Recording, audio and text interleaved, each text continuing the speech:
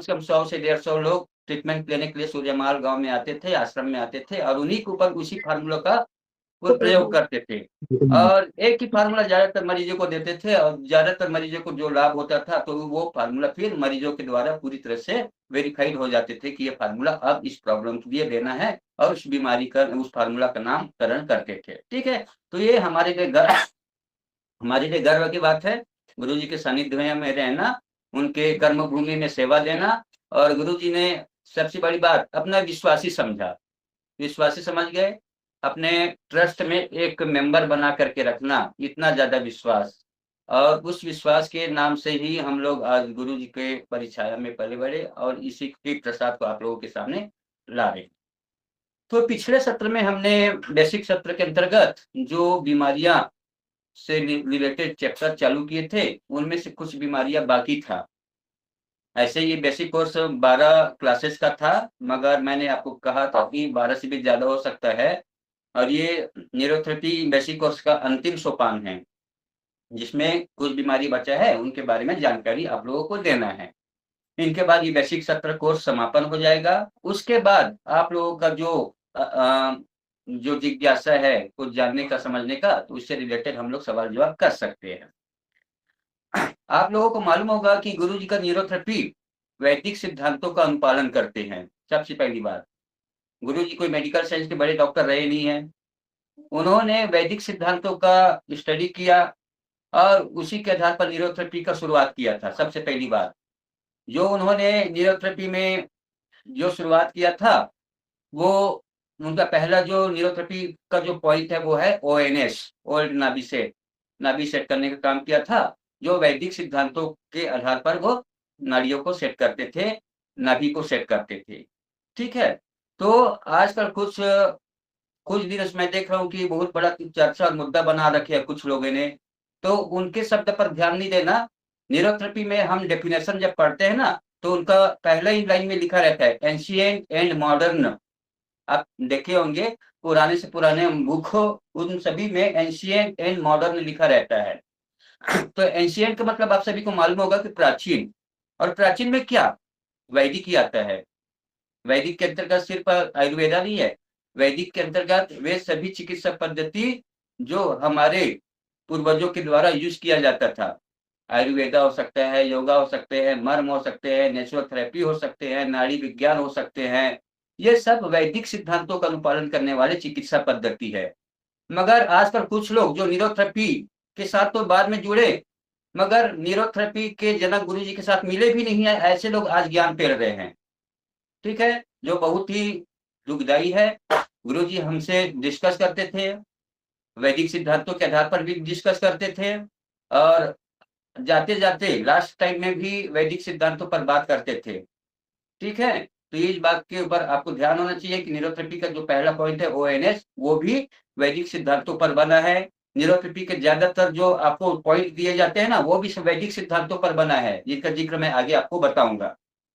ठीक है, तो वो जो बेसिक कोर्स है उनको हम लोग स्टार्ट करते हैं, कुछ बीमारियां जो बच गया था उनके ऊपर डिस्कस करते हैं। तो सबसे पहली बात, पिछले सेशन में हमने कुछ देखे थे कुछ बीमारियां जिनके अंतर्गत है बुखार, है ना, बुखार के अंतर्गत बुखार देखे थे। इनके बाद सिर दर्द है, गर्दन दर्द है, कमर दर्द है, क्रैम्प्स आदि की प्रॉब्लम्स है ना, ऐसे कुछ बीमारी के बारे में जानकारी प्राप्त किए थे। आज के सेशन में भी कुछ बीमारियां जिनके अंतर्गत पहला जो बीमारी है आज का वो है खांसी, और ये बेसिक लेवल का बीमारी है, इसलिए मैं ज्यादा एडवांस नहीं लूंगा। मैं आपको पहले ही बोल चुका हूँ कि ये बेसिक सत्र का अंतिम सोपान है, तो ये बेसिक लेवल पर ही, सामान्य स्तर पर ही ये बीमारी के बारे में आपको बताएंगे। अगर इस बीमारी के ऊपर अगर देखा जाए तो घंटों लग सकता है ना, अगर विस्तार से अगर देखा जाए तो मैं ज्यादा विस्तार में नहीं बताऊंगा, वही 2-4 मिनट 5 मिनट का ये दायरा रहता है एक बीमारी का बेसिक लेवल का, तो उतने ही मैं आपको बताने का प्रयास करूंगा। तो दोस्तों सबसे पहली बात, ये जो खांसी है, खांसी क्या है? खांसी तो मुझे भी आ गया है, मौसम चेंज हुआ है, आपको मैसेज दिया होगा।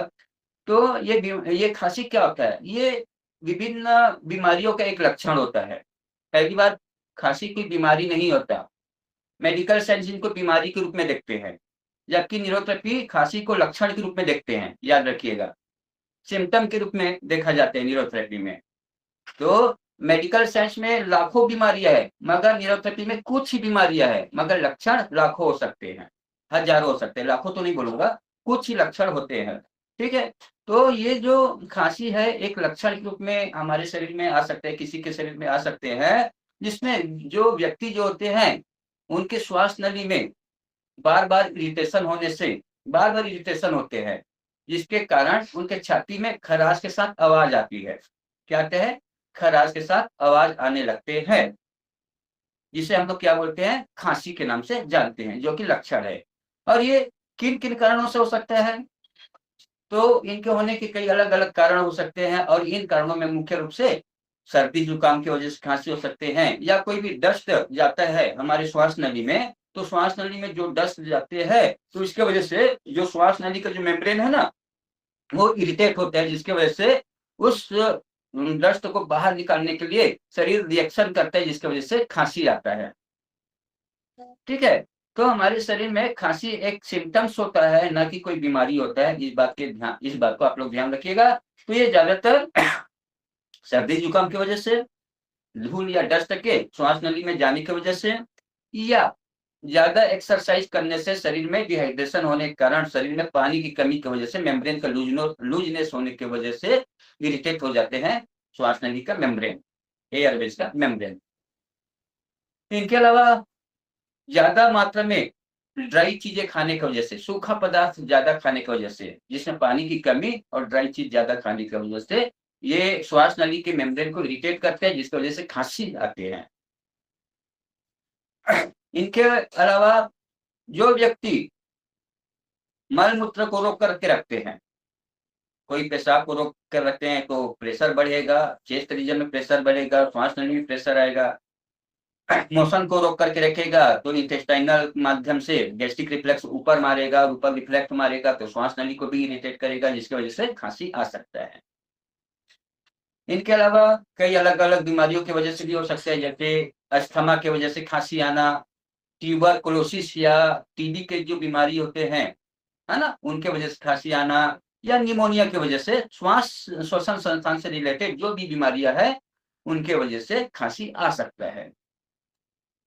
आप लोगों ने भी देखे होंगे, किसी को टीबी हुआ, अस्थमा हुआ या निमोनिया अगर बच्चे को होते हैं या किसी को भी होते हैं तो खांसी सामान्य रूप से आते हैं। इनके अलावा किसी को वायरल इन्फेक्शन होता है, तो वायरस हमारे श्वास नली के मेम्ब्रेन को इरिटेट करता है और अपना कॉलोनी बना करके कई बार इन्फ्लेमेशन भी पैदा कर देते हैं श्वास नली में। ठीक है, जिसकी वजह से ब्रोंकाइटिस हो जाते हैं।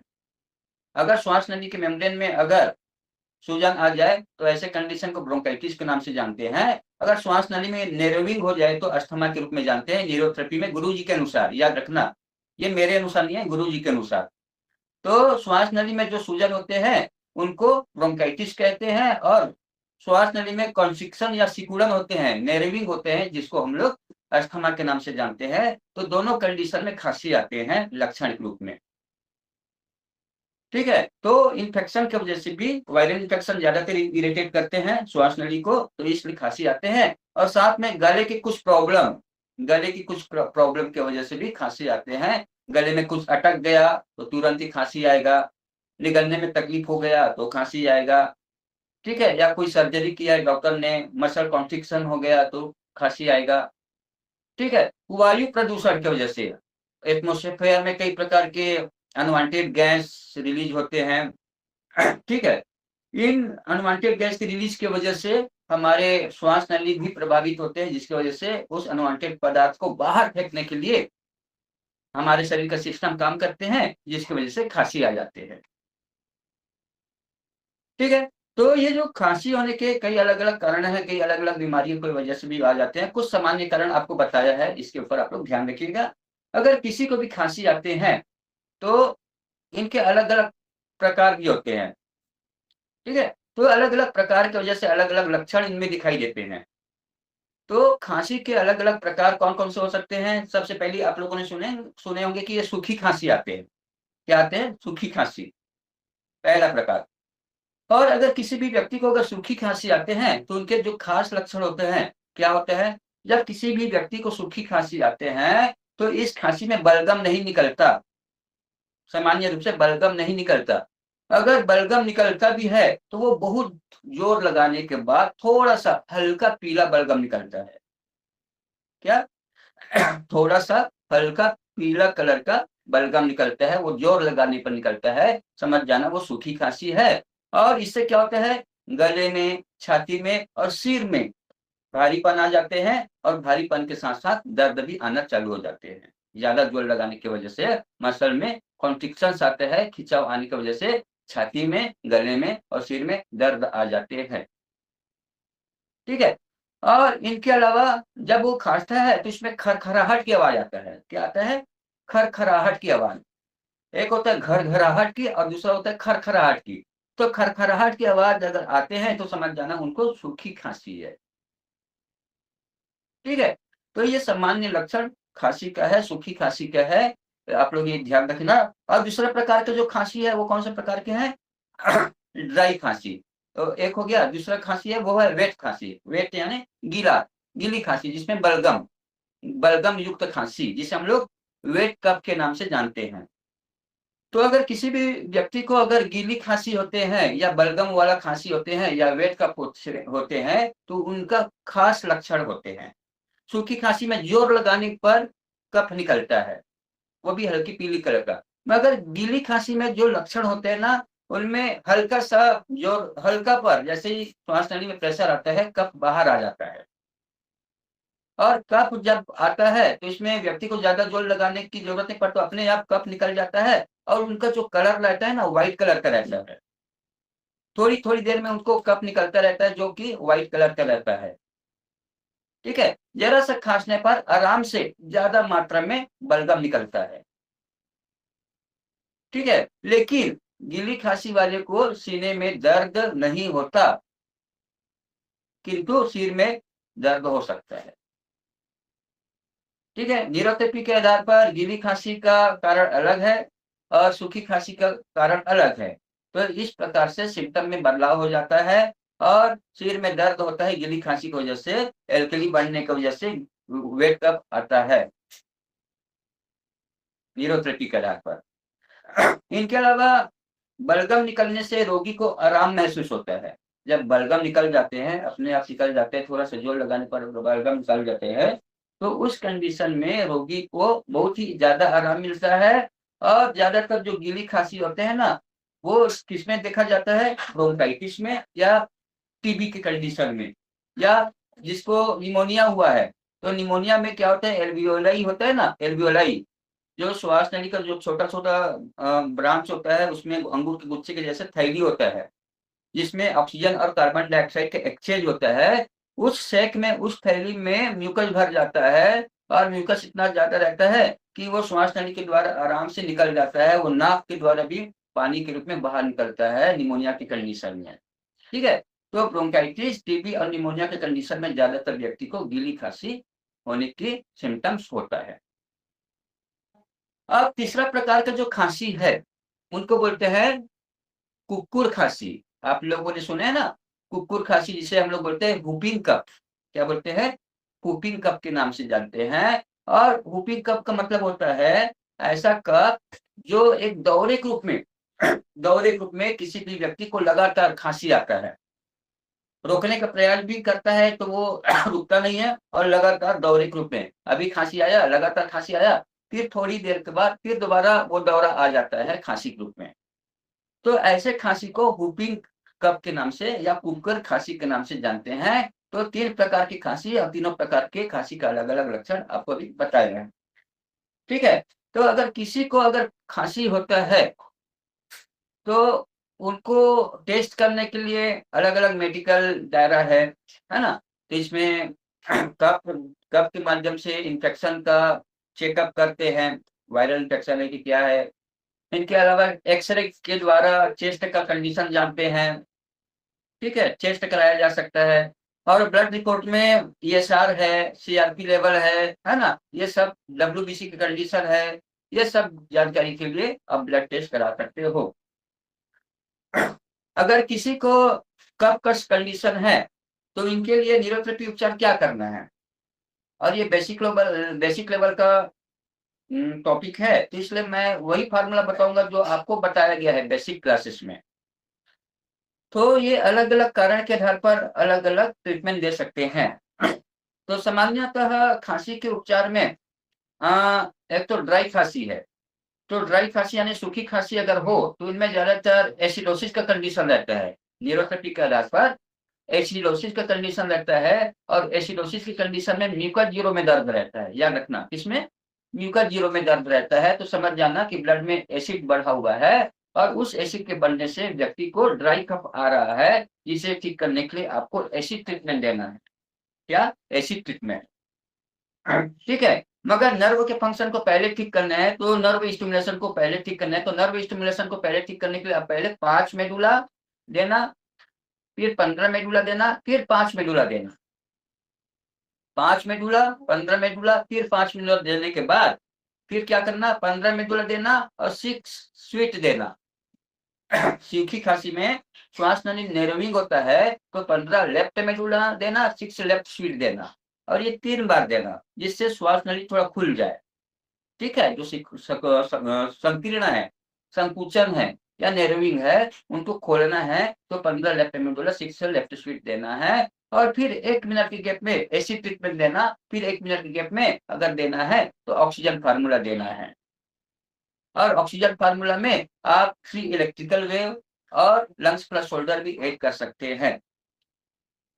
ठीक है। तो ये सामान्य उपचार आप किसी भी खांसी के रोगी को दे सकते हैं जिनको ड्राई कफ है। अगर किसी भी रोगी को वेट कफ है, गीली खांसी है, तो गीली खांसी में शरीर में पानी तत्व ज्यादा है, जो एल्कलिनिटी को इंडिकेट करता है न्यूरोथेरेपी के आधार पर। तो ऐसे कंडीशन में उस व्यक्ति को आप नॉर्मल ट्रीटमेंट देना, बिना पेन का। पेन नहीं देना, पेन को ब्लॉक करना, और नॉर्मल ट्रीटमेंट दे करके फिर उनको ऑक्सीजन ट्रीटमेंट देना। ठीक है। बिना पेन वाला नॉर्मल ट्रीटमेंट जो देते हैं, उसमें पेन को ब्लॉक कर देना, एट पेन को ब्लॉक कर देना, फिर क्या देना, गॉल इसमें लीवर म्यूकस, ये 4 पॉइंट वाला पॉइंट को देना, फिर उसके बाद ऑक्सीजन ट्रीटमेंट देना, और ऑक्सीजन ट्रीटमेंट के बाद 3 इलेक्ट्रिकल वे और लंग्स प्लस शोल्डर दे सकते हो। तो इस प्रकार से वेट कफ के लिए आप ट्रीटमेंट दे सकते हो। और इसके अलावा तीसरा है कुकर खांसी। तो कुकर खांसी में एक दौरा पड़ता है, और ये दौरा शायद ज्यादातर इन्फेक्शन की वजह से आता है, जो बार बार इरिटेट करता है, एलर्जी के कारण आता है, बार बार इरिटेट करता है श्वास नली के मेम्ब्रेन को। तो ऐसे कंडीशन में एलर्जी को ठीक करना है, इनमें आप इन्फ्लेमेशन ट्रीटमेंट देना। ठीक है। अगर इन्फेक्शन है तो भी आप समझ जाएंगे कि अगर कोई भी इन्फेक्शन अगर शरीर में ज्यादा दिनों तक रहता है, तो हमारी श्वास नली में इन्फ्लेमेशन पैदा कर देता है। तो उस स्थिति में इन्फ्लेमेशन ट्रीटमेंट दे करके आपको उस सूजन को ठीक करना है, और खांसी को ठीक करना है, whooping कफ को ठीक करना है, कुकर खांसी को ठीक करना है। ठीक है। तो इस प्रकार से तीनों प्रकार के जो खांसी है उनके लिए आपको ट्रीटमेंट बताए गए हैं। तो ये आपको अलग अलग कारणों के आधार पर अलग अलग खांसी मिलता है। अब अगर किसी को घरेलू नुस्खे अगर चाहिए, तो आप लोगों को सबको मालूम है खांसी के लिए घरेलू नुस्खे बहुत सारे हैं, और ये बेसिक लेवल पर है, तो कई लोगों को बड़ा बड़ा फार्मूला मालूम नहीं रहेगा, तो कुछ घरेलू उपाय भी करते हैं। आप लोगों को मालूम है हरण आता है, हरण है ना, छोटी हरण बड़ी हरण दोनों आता है, तो उनको आग में सेक करके, है ना, उनको पाउडर बना करके शहद के साथ मिला करके चाट लीजिए, इससे क्या होगा, खांसी में आराम मिलेगा।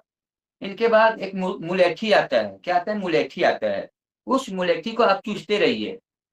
ठीक है। उससे भी खांसी में आराम आता है। तीसरी बात, अगर ड्राई कफ है तो पानी ज्यादा पीना। क्या? पानी ज्यादा पीना है, इस बात का आप लोग ध्यान रखना। और चौथी बात, पेट को अच्छी तरह से साफ करना। जितना ज्यादा पेट अपसेट रहेगा, जितना ज्यादा गैस बनेगा, उतना ही ज्यादा आपको खांसी आएगा। ठीक है। तो पेट को साफ करना, कब्जी नहीं होना चाहिए। अगर कब्जी होगा तो ज्यादा गैस बनेगा, ज्यादा गैस बनेगा तो लंग्स को इरिटेट करेगा, श्वास नली इरिटेट होगा, फिर खांसी कंटिन्यू आने का कारण बनेगा। कई लोग को आप लोग देखे हैं, रात में जब आराम करते हैं, सोते हैं, तो लगातार खांसी आते हैं। तो इनका कारण है उनका पेट गड़बड़ है, बहुत ज्यादा गैस अंदर जमा हुआ है। तो ऐसे कंडीशन में अगर जिनको भी रात में अगर खांसी आता है, तो ऐसे लोगों को पहले अच्छी तरह से पानी पी करके पेट को क्लीन करके सोना है, और जब पेट को क्लीन करके सोएगा तो वो खांसी का जो दौरा है वो लगभग खत्म हो जाएगा। रात में कुकर खांसी ज्यादा आता है, रोके से भी ना रुके ऐसा खांसी आते हैं। ठीक है, तो ये आप लोग ध्यान रखिएगा, ये छोटी छोटी बातें हैं जो घरेलू उपाय के रूप में आप यूज कर सकते हैं। और कुछ नहीं तो शहद, अदरक, काली मिर्च, है ना, तीनों को मिला करके आप चाटते रहिए तो भी खांसी में आराम आ जाएगा। घरेलू नुस्खे के रूप में आप यूज कर सकते हो। ठीक है, अब इसके अलावा है अगला जो बीमारी है वो है ब्लड प्रेशर। ठीक है, हाई बीपी, हाई बीपी जिसे हम लोग क्या बोलते हैं, हाइपर टेंशन। क्या बोलते हैं, हाइपर टेंशन के नाम से जानते हैं हाई बीपी को। और ये हाई बीपी क्या होता है, ब्लड वेसल। ब्लड वेसल का मतलब क्या होता है, जिस पाइप में खून बहता है, खून बहने वाले पाइप को, खून बहने वाले नली को, खून बहने वाले ट्यूब को हम लोग क्या बोलते हैं, वेसल्स बोलते हैं। ठीक है, तो जिस पाइप में खून बहता है उस पाइप में ब्लड का दबाव बढ़ जाता है, ब्लड का प्रेशर ज्यादा हो जाता है।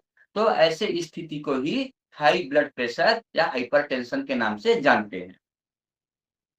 ठीक है, जैसे कि आप लोग जब गार्डन में पानी डालते हैं पाइप के माध्यम से, अगर उस पाइप में पानी का फ्लो रहेगा तो पाइप पिचक जाता है, पाइप पिचक जाता है ना, हल्का से पिचक जाता है। इनका मतलब उस पाइप में प्रेशर कम है, इसलिए वो पिचक जाता है, नरम मुलायम हो जाता है। लेकिन अगर पाइप में पानी का फोर्स ज्यादा है, प्रेशर ज्यादा है, तो वो पाइप टाइट हो जाता है, तनाव बढ़ जाता है। ठीक है, तो ये आप समझ सकते हैं। तो ब्लड प्रेशर का मतलब ब्लड वेसल में ब्लड का दबाव बढ़ने से होने वाले स्थिति को ही हाई ब्लड प्रेशर के नाम से जानते हैं। ठीक है, अब किसी भी व्यक्ति को ब्लड प्रेशर होता है तो उनके होने के कई सारे रीजन है, कई सारे कॉज, कई सारे कारण हैं, कई सारे इटियोलॉजी कंडीशन आते हैं। और ये कौन कौन से कारण हो सकते हैं, आप लोगों को मालूम है। दैनिक जीवन में आप पेशेंट भी देखते हैं, कई बार तो आप लोग अपने ऊपर भी महसूस किए होंगे कौन सा ऐसे ज्यादा कारण है जो ब्लड प्रेशर बढ़ाने का काम करते हैं। आजकल सामान्यतः घरेलू पारिवारिक कंडीशन में भी सामान्य व्यक्ति को भी ब्लड प्रेशर बढ़ना चालू हो गए हैं। ठीक है, तो ये जो होने के कई अलग अलग कारण हो सकते हैं और इनमें सबसे बड़ा कारण है कोई भी hormone disorder, hormone disorder, hormone की बीमारी। और ये कौन कौन से हार्मोन जिनके बढ़ने से ब्लड प्रेशर बढ़ जाते हैं, तो सबसे पहली बात आपको ध्यान देना है एपिनेफ्रिन। एपिनेफ्रिन कहाँ बनता है, एड्रिनल ग्लैंड के अंदर वाला जो भाग होता है ना, एड्रिनल मेडुला, उसमें एपिनेफ्रिन बनते हैं। और वो एपिनेफ्रिन फाइट एंड फ्लाइट के लिए काम करता है हमारे शरीर में। और जब फाइट एंड फ्लाइट के लिए काम करता है तो उस समय हमारे शरीर में एक्स्ट्रा एनर्जी डेवलप होता है, ब्लड प्रेशर बढ़ता है, शरीर की कोशिकाओं में मेटाबॉलिक प्रोसेस बढ़ जाता है। तो एपिनेफ्रिन हमारे शरीर में क्या करता है, ब्लड प्रेशर को बढ़ाने में भूमिका निभाता है।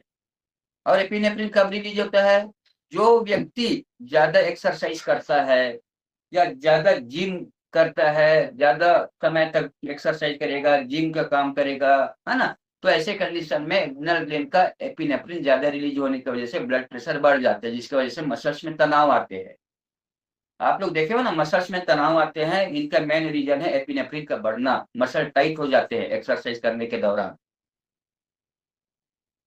ठीक है, तो पहला कारण है एपिनेफ्रिन और नॉर एपिनेफ्रिन दोनों के बढ़ने की वजह से ब्लड प्रेशर बढ़ता है। दूसरा हार्मोन कौन सा है, एल्डोस्टेरॉन। नाम सुना है एल्डोस्टेरॉन। एल्डोस्टेरॉन भी एड्रिनल ग्लैंड में बनता है और ये एल्डोस्टेरॉन एड्रिनल ग्लैंड के बाहर वाले भाग जिसे हम लोग बोलते हैं एड्रिनल कॉर्टेक्स, क्या बोलते हैं, एड्रिनल कॉर्टेक्स में बनते हैं। और एड्रिनल कॉर्टेक्स में मिनरलो कॉर्टिकॉइड के अंतर्गत आने वाले हार्मोन है। ठीक है, तो ये हार्मोन जो होता है जब ब्लड में आता है तो इंटेस्टाइन और किडनी से ज्यादा मात्रा में पानी को एब्जॉर्ब करता है, जिससे ब्लड वॉल्यूम बढ़ जाता है। और साथ ही ये नमक को भी एब्जॉर्ब करता है, किडनी और इंटेस्टाइन से सोडियम को भी एब्जॉर्ब करता है, रीएब्जॉर्ब करता है, जिससे सोडियम और पानी वाटर दोनों रीएब्जॉर्ब होने की वजह से ब्लड वॉल्यूम, ब्लड वेसल में बढ़ जाता है, जिससे ब्लड प्रेशर बढ़ा हुआ दिखाई देता है, हाइपरटेंशन आ जाते हैं। तो ऐसी स्थिति में आपको क्या ध्यान देना है, क्या ध्यान देना है? पानी कम पीना है। क्यों? एल्ड्रिस्टन अगर ज्यादा मात्रा में पानी अब्जॉर्ब कर रहा है तो आपको पानी कम पीना है ऐसी स्थिति में, जिससे ब्लड वॉल्यूम को बढ़ने से रोका जाए। और ज्यादा से ज्यादा मात्रा में यूरिनेशन करना है, पेशाब ज्यादा करना है, ताकि किडनी में जो पेशाब बन रहा है उनका प्रेशर ब्लड प्रेशर पे ना आए। इसलिए बार बार पेशाब जाते रहना है अगर ब्लड प्रेशर बढ़ गया हो तो। इससे कुछ हद तक आपका ब्लड प्रेशर कंट्रोल रह सकता है। नेक्स्ट कारण, अगला जो हार्मोन है एडीएच। एडीएच एडीएच यानी वेसोप्रेसिन। वेसोप्रेसिन नाम से स्पष्ट है, वेसल को प्रेस करने वाला, वेसल्स को दबाने वाला। या एडीएच एंटी डायबिटिक हार्मोन, यानी कि पेशाब बनने की क्रिया को कम करने वाला हार्मोन। जो ब्लड वेसल्स में ब्लड सर्कुलेट हो रहा है उनका फिल्ट्रेशन कहाँ होता है? किडनी में। ठीक है, किडनी में फिल्टर होता है, तब ब्लड में जो गंदगी है वो पेशाब के रूप में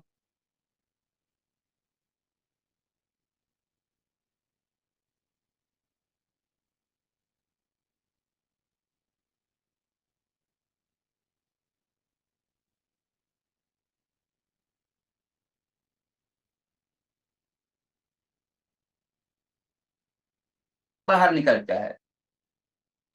अगर वेसोप्रेसिन अगर ज्यादा मात्रा में आपको पानी कम पीना है, यूरिनेशन ज्यादा जाना है, एल्डोस्टेरॉन और वेसोप्रेसिन ब्लड वॉल्यूम को बढ़ाने का काम करता है वाटर को रिअब्जॉर्ब करने के वजह से। इनके अलावा सिंपैथेटिक नर्वस सिस्टम एक्टिव होने की वजह से, सिंपैथेटिक नर्वस सिस्टम स्टिमुलेट होने की वजह से भी ब्लड प्रेशर बढ़ जाता है, जो फाइट एंड फ्लाइट के लिए बहुत जरूरी है। आपको तुरंत एनर्जी मिलता है ना। उदाहरण मैं आपको बताना चाहूंगा। आप जा रहे हो चलते चलते चलते चलते, और चलते चलते आपके पैर के नीचे एक कोबरा आकर के खड़ा हो गया फन फैला के, और आपका ध्यान इधर उधर है, मोबाइल में लगे हुए हो, जा रहे हो पैदल, आपके पैर के नीचे आ गया कोबरा और अचानक आपका नजर उस कोबरे सांप पर पड़ेगा। तो उस दौरान 1 सेकंड के 100वें हिस्से में आपके शरीर में जो एनर्जी आता है, जो एनर्जी आता है वही सिंपैथेटिक नर्वस सिस्टम के कारण आता है। आपके शरीर को तुरंत एनर्जी मिलेगा। आपका शरीर रिएक्ट करेगा कि आप कोबरा को लात मारोगे या उससे दूर भागोगे। ये दो उपाय आपके माइंड में आएगा। ठीक है, और केवल एक ही उदाहरण नहीं है, कई सारे उदाहरण है। आप जंगल में जा रहे हो, अकेले गुनगुनाते जा रहे हो, और रास्ते में आपको कोई टाइगर आके मिल गया, तो उस टाइम आपके शरीर में क्या सूझेगा टाइगर को देख करके? या तो आप टाइगर से लड़ोगे या तो भागोगे। तो उस टाइम इतना एनर्जी रहता है, कुछ मिनट के लिए इतना एनर्जी आ जाता है शरीर में कि पूछो मत। कि उस दौरान एपिनेफ्रिन आपके शरीर को पूरा एनर्जी से भर देता है। कौन सा? एपिनेफ्रिन एनर्जी से भर देता है। ब्लड प्रेशर बढ़ जाएगा, शुगर लेवल बढ़ जाएगा, ब्लड में आपके शरीर की कोशिकाओं में धड़ाधड़ ऊर्जा का निर्माण होगा, जो आपको भागने और लड़ने में क्या करेगा? ताकत देगा। ठीक है, तो ये सिंपैथेटिक नर्वस सिस्टम की वजह से ब्लड प्रेशर बढ़ जाते हैं। इनके अलावा न्यूरोथेरेपी के आधार पर एल्कली बढ़ने के वजह से, न्यूरोथेरेपी के अनुसार अगर हमारे शरीर में एल्कलिनिटी प्रोडक्ट बढ़ जाता है, ब्लड में एल्कलिनिटी बढ़ जाता है, ब्लड में पानी तत्वों की मात्रा बढ़ जाता है, उस स्थिति में ब्लड प्रेशर बढ़ जाता है। एक कारण न्यूरोथेरेपी के अनुसार ये भी है, एल्कली बढ़ने की वजह से। आप लोग ध्यान रखना। इसके अलावा किसी भी व्यक्ति को इंडाइजेशन होता है, गैस होता है, तो इंडाइजेशन और गैस के वजह से पूरा रिफ्लेक्ट कहाँ आता है? डायफ्राम में आता है। डायफ्राम से रिफ्लेक्ट हार्ट में आता है, और हार्ट को जब दबाएगा, प्रेशर डालेगा, तो हार्ट का फंक्शन कॉन्ट्रिक्शन डायलेशन बिगड़ जाता है, जिसकी वजह से ब्लड का प्रेशर बढ़ जाता है। ठीक है, तो याद रखना कि कभी भी गैस बनता है तो उससे ब्लड प्रेशर बढ़ने की संभावना बढ़ जाएगा। पेट का गैस, ब्लड का गैस नहीं। ठीक है, ब्लड का गैस या एसिड बढ़ेगा तो ब्लड प्रेशर लो होगा, मगर पेट का गैस बढ़ेगा तो ब्लड प्रेशर बढ़ेगा। इनके अलावा अगला जो कारण है, जो व्यक्ति ज्यादा शराब पीता है तो ज्यादातर स्ट्रेस आता है शराब पीने से, तनाव बढ़ जाता है। और शराब क्या है? अल्कोहल रहता है। क्या होता है? अल्कोहल होता है। अल्कोहल का मतलब होता है अल्कलीन, एल्कलाइन पदार्थ होता है। और वो अल्कोहल अगर ब्लड में जाएगा, ब्लड में एब्जॉर्ब होगा तो एसिडिटी बढ़ेगा, जिसकी वजह से ब्लड प्रेशर बढ़ जाएगा। ठीक है, तो ये सब कारण है ब्लड प्रेशर बढ़ने के। इनके अलावा ज्यादा एक्सरसाइज करने की वजह से आता है। इनके अलावा किडनी की बीमारियों की वजह से, क्या, किडनी की बीमारियां की वजह से भी ब्लड प्रेशर बढ़ जाते हैं। अगर किडनी की बीमारियां होंगे तो ब्लड का प्रॉपर फिल्टर नहीं रहेगा। ब्लड का प्रॉपर फिल्टर नहीं होने से जो गंदगी पेशाब के रूप में बाहर निकलना चाहिए वो ब्लड में ही रह जाएगा। ब्लड के जो पानी है वो यूरिन के थ्रू बाहर निकलना चाहिए, एक्स्ट्रा पानी वो बाहर नहीं निकलेगा तो ब्लड में बढ़ जाएगा। तो ये सब कंडीशन ब्लड प्रेशर बढ़ाने की वजह से हो सकते हैं। ठीक है, और अगर ब्लड प्रेशर बढ़ने की स्थिति में कई सारे लक्षण भी दिखाई देते हैं। अगर किसी भी व्यक्ति को अगर ब्लड प्रेशर बढ़ जाता है तो उनके कई सारे लक्षण भी दिखाई देते हैं। और ये लक्षण क्या क्या है, आप लोगों ने भी देखे होंगे। सिर में दर्द आता है, सिर के ऊपरी भाग में दर्द आता है, पीछे वाले भाग में दर्द आता है, ज्यादातर ऊपरी भाग में आता है ब्लड प्रेशर बढ़ने की वजह से सिर में दर्द। ठीक है, और इनके बाद जब ब्लड प्रेशर बढ़ेगा तो घबराहट बढ़ जाता है। हार्ट के आसपास भी प्रेशर बढ़ जाएगा ब्लड का, तो थोरेसिक रीजन में दबाव आएगा, तनाव आएगा, जिसकी वजह से घबराहट और बेचैनी बढ़ जाएगा। और ज्यादा ब्लड प्रेशर रहेगा तो आर्टरी का फटने का डर रहेगा। आर्टरी जो होता है ना वो पतले हो जाएंगे ज्यादा तनाव की वजह से, जिससे क्या हो सकता है, हेमरेज हो सकते हैं कहीं पर भी ज्यादा ब्लड प्रेशर अगर होगा तो।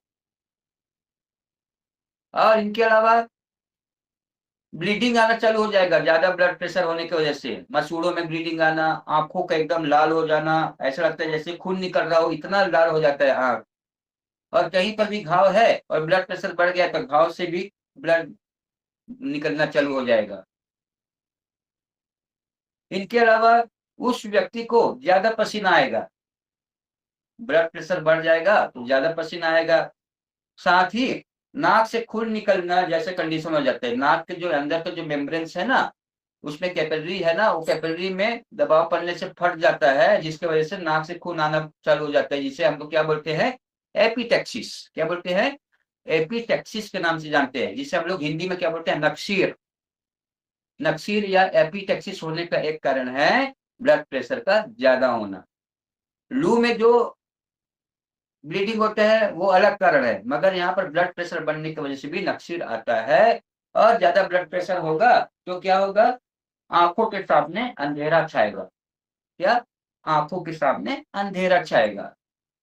ठीक है, और लास्ट में क्या होता है, शरीर एकदम कड़क हो जाता है। ज्यादा ब्लड का तनाव रहेगा ब्लड वेसल में तो ब्लड वेसल के माध्यम से पूरे कैपिलरी में ब्लड का प्रेशर का तनाव ज्यादा रहेगा। और ब्लड कैपिलरी पे अगर ज्यादा तनाव रहेगा तो सेल्स और मसल्स के आसपास भी दबाव पड़ेगा।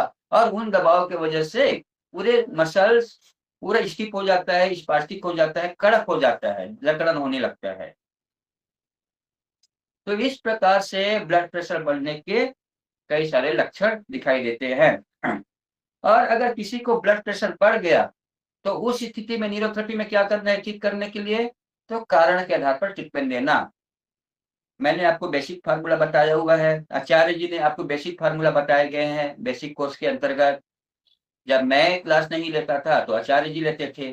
तो आप लोगों को वही बेसिक फार्मूला बताए गए हैं और वही फार्मूला हाई बीपी के लिए यूज करना है। और उस फार्मूला के अंतर्गत क्या यूज करना है, यदि एल्कली बढ़ा हुआ है तो कैसे पता करेंगे कि एल्कली बढ़ा हुआ है, लीवर जीरो में ज्यादा दर्द होगा। ठीक है, लीवर जीरो में ज्यादा दर्द होगा या राइट फोर्थ में ज्यादा दर्द होगा तो समझ जाना कि उस व्यक्ति में एल्कली बढ़ा हुआ है। तो उसे ठीक करने के लिए आपको एल्कली ट्रीटमेंट यूज करना है। ठीक है, एल्कली ट्रीटमेंट आपको बताया गया है, फार्मूला देने की विधि बताया गया है, आप ये दे सकते हैं। और दूसरा कारण, ज्यादा गैस एसिडिटी की वजह से, कब्जी की वजह से अगर गैस्ट्रिक रिफ्लक्स बार बार थोरेसिक केज में आ रहा है, जिसकी वजह से हार्ट में सफोकेशन हो रहा है, तो ऐसे कंडीशन में आप उस रोगी को क्या करना, पेट को सुधारना। कौन सा फार्मूला देना, नॉर्मल अजय नॉर्मल फार्मूला देना, नॉर्मल अजय नॉर्मल फार्मूला देना। और साथ में कोल्ड ट्रीटमेंट देना। कोल्ड ट्रीटमेंट में क्या है, 10 मेडुला, 6 गैसाई, 3 गॉल, ये कोल्ड ट्रीटमेंट है, ये फार्मूला देना। ठीक है, और फार्मूला तो बहुत सारे, किडनी क्लियर दे सकते हैं, 125 DCC दे सकते हैं, है ना, और कुछ नहीं तो आपको मेरे ख्याल से विटामिन फॉर्मेशन नहीं बताया है। अगर हाई बीपी अगर ज्यादा हो तो आप लोग राइट विटामिन फॉर्मेशन भी दे सकते हैं। कौन सा? Right vitamin formation. अगर आप लोगों को नहीं मालूम है तो कभी मौका मिलेगा तो ये आपको पॉइंट बता देंगे, जो इमरजेंसी पॉइंट के रूप में किसी भी हाई बीपी के रोगी को दे सकते हैं, जिसे हम लोग क्या बोलते हैं, क्विक ट्रीटमेंट, चुटकी में बोलते हैं ना, चुटकी में। हाँ, आप लोगों ने सुने होंगे कई जगह चुटकी में। ठीक है, तो वही चुटकी वाला पॉइंट आपको बताएंगे, और ये चुटकी वाला पॉइंट आपको बताएंगे इमरजेंसी में प्रॉब्लम अगर होता है तो चुटकी वाला पॉइंट कौन सा है, इस सेशन के बाद में मैं आपको बता दूंगा। ठीक है, तो आप लोग बस इतना ध्यान रखना कि कारण के आधार पर ट्रीटमेंट देना है। ठीक है, ये दो कारण हो गया। अब ये दोनों कारण को आपको समझना है, क्योंकि आपका अभी लेवल बेसिक लेवल का है।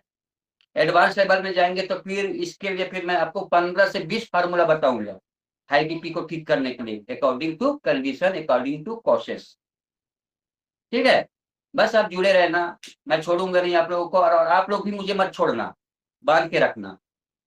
ठीक है, और अगर ब्लड प्रेशर की वजह से अगर ब्रेन हेमरेज हो जाता है, ब्रेन हेमरेज, ब्लड वेसल फट जाता है, ठीक है, तो ब्लड वेसल फट जाएगा, जिसे हम लोग क्या बोलते हैं, हेमरेज बोलते हैं। और ब्रेन हेमरेज हो चाहे कहीं पर भी शरीर में वेसल फट जाता है तो ब्लड वहां से रिस करके बाहर आता है, और बाहर आकर के कहीं पर भी जम जाता है तो उसको बोलते हैं हीमाटोमा।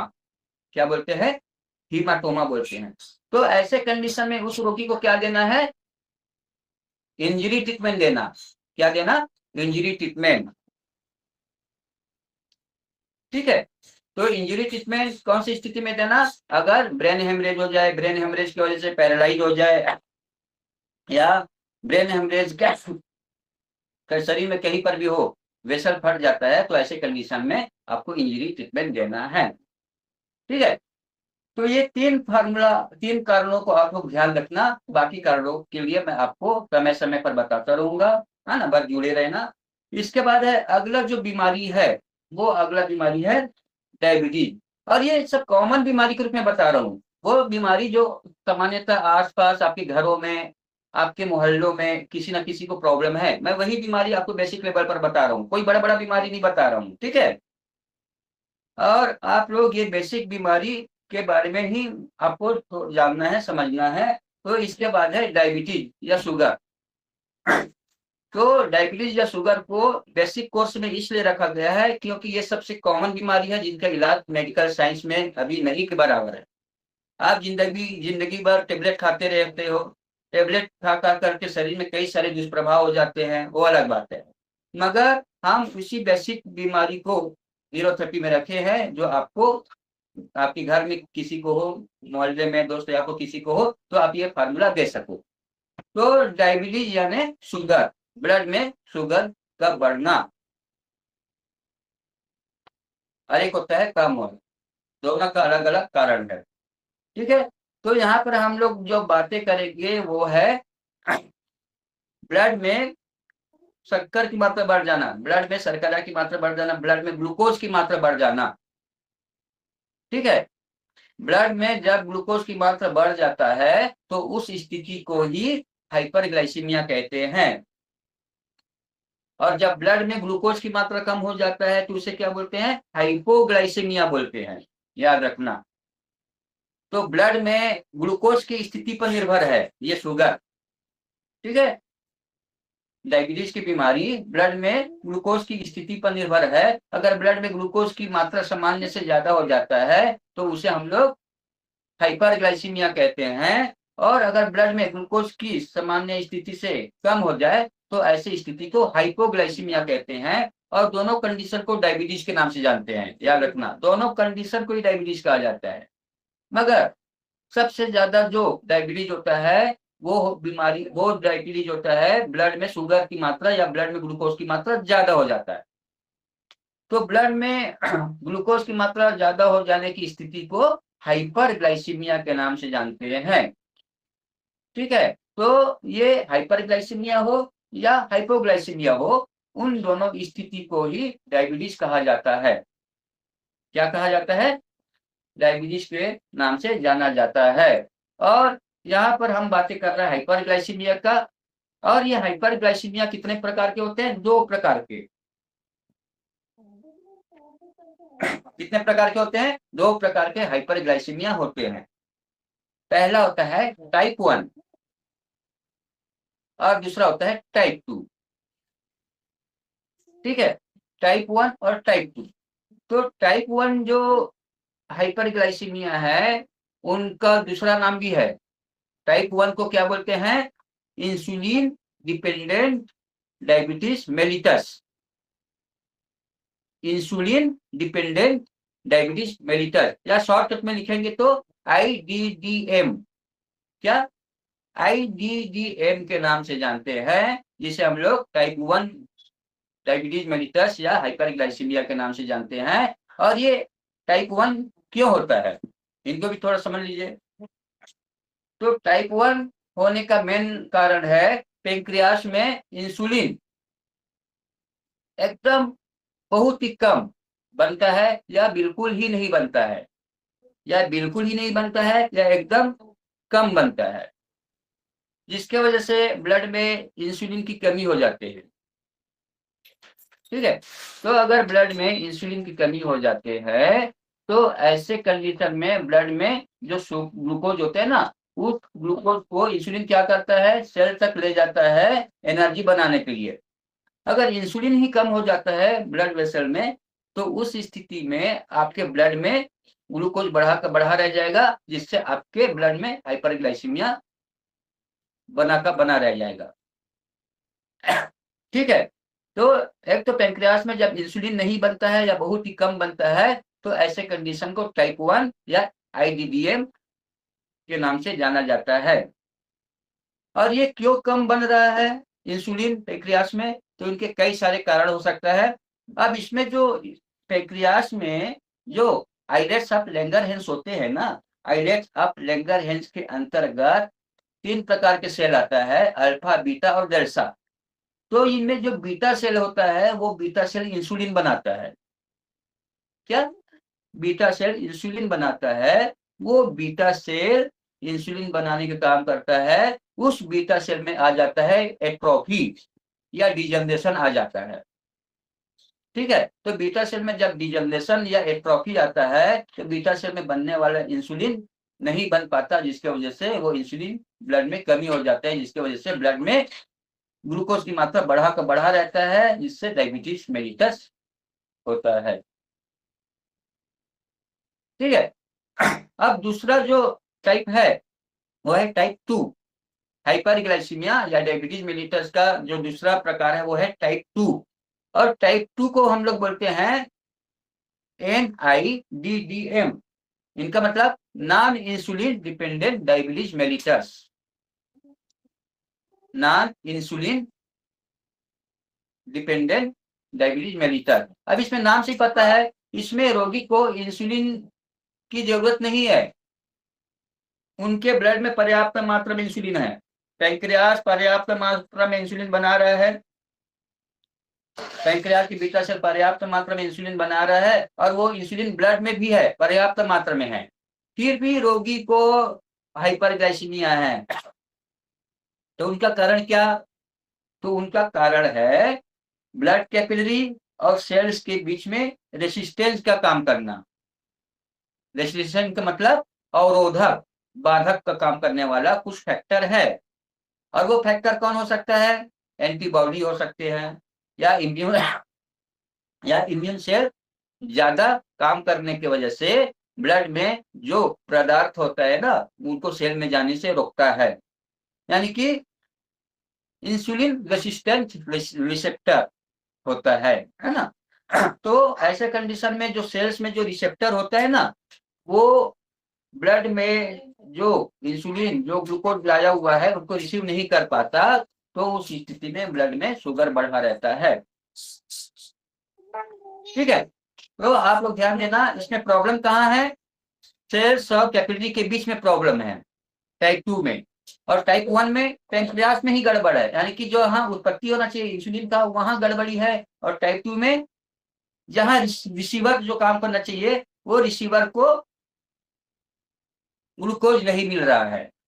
ठीक है, दोनों में यही डिफरेंस आप लोग समझना। तो पैंक्रियास इंसुलिन तो बना रहा है, पर्याप्त मात्रा में बना रहा है, लेकिन कोशिकाओं या सेल्स के द्वारा इंसुलिन रेसिस्टेंट के वजह से शुगर जो होता है, ग्लूकोज जो होता है ना, वो कोशिकाओं में नहीं पहुंच पाता, जिससे ब्लड शुगर की मात्रा बढ़ जाती है।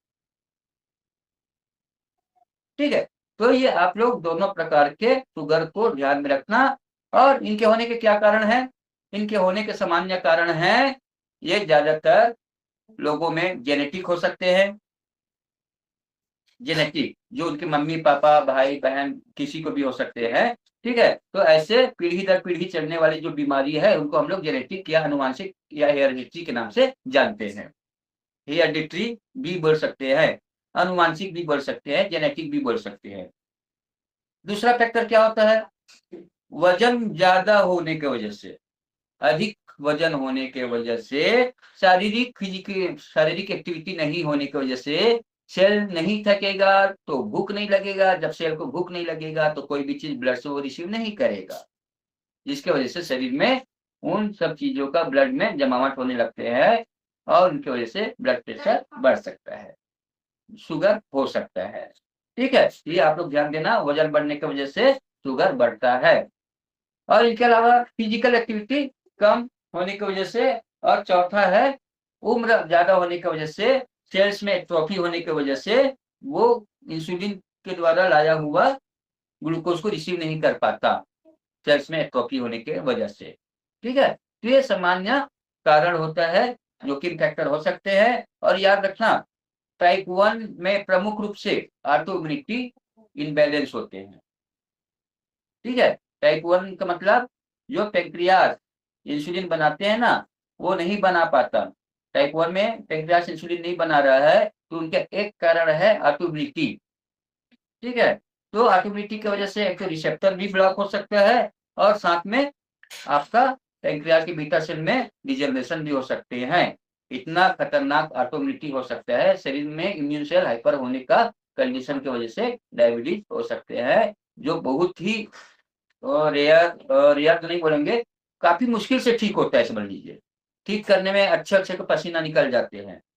ठीक है, ये आप लोग ध्यान देना। मगर न्यूरोथेरेपी में इनके लिए ट्रीटमेंट है, और न्यूरोथेरेपी से इनको ठीक किया जा सकता है, इसके लिए आपको ट्रीटमेंट बताए जाएंगे। अगर किसी को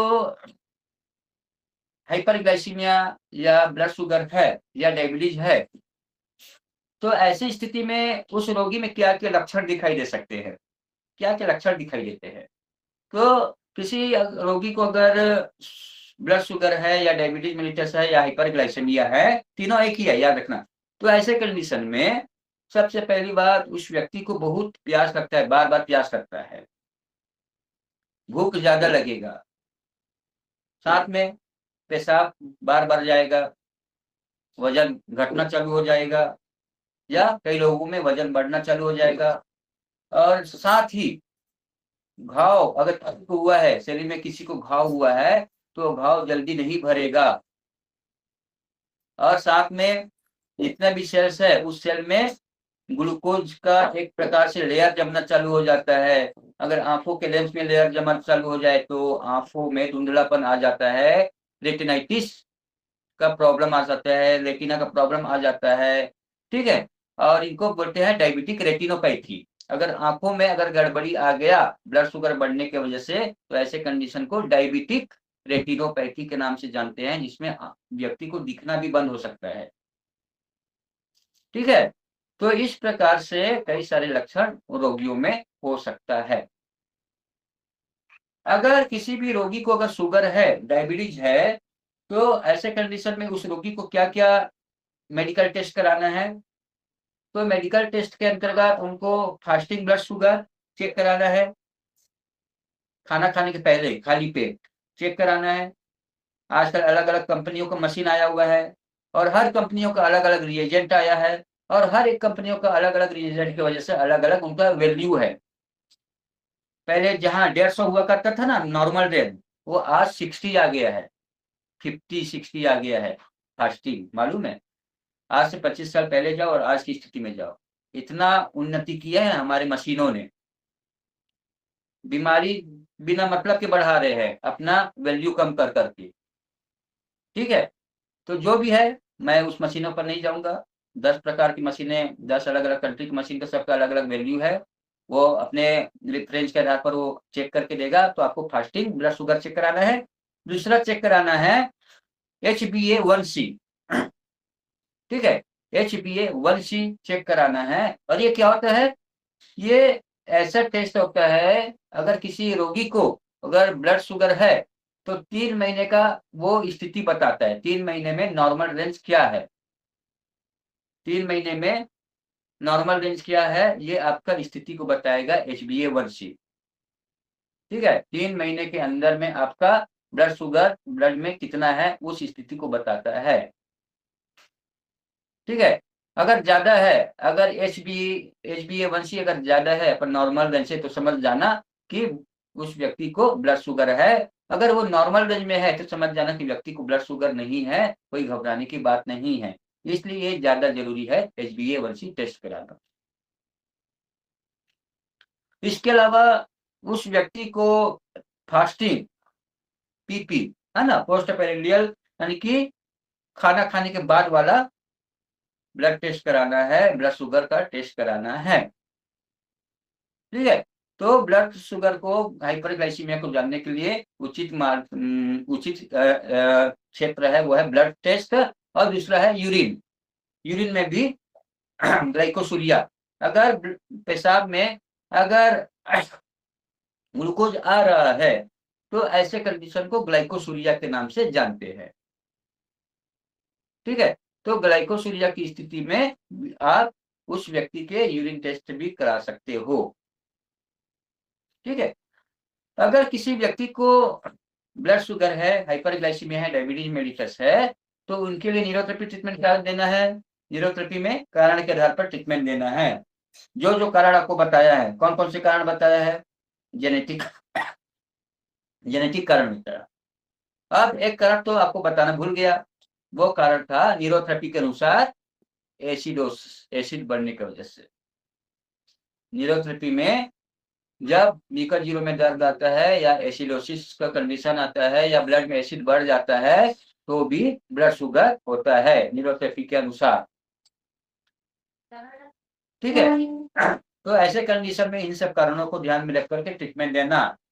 तो ट्रीटमेंट क्या है? यदि म्यूकस जीरो में अगर दर्द आ जाए, म्यूकस जीरो लेफ्ट साइड में कमर के पीछे अगर दर्द आ जाए या लेफ्ट कोर्ट में दर्द आ जाए, जो इंडिकेट करता है कि ब्लड में एसिडोसिस है, तो ऐसे कंडीशन में उस रोगी को क्या ट्रीटमेंट देना? पहले फ्री रामन देना। ठीक है, और इसके बाद 1 मिनट के गैप में एसिड ट्रीटमेंट देना। और फिर 10 पेन 3 ट्रीटमेंट देना। इंसुलिन के लिए न्यूरोथेरेपी के अनुसार इंसुलिन के लिए 10 पेन 3 ट्रीटमेंट देना। और अगर देना चाहते हैं तो लैक्टिक एसिड फार्मूला भी दे सकते हैं। लैक्टिक एसिड फार्मूला क्यों देना है?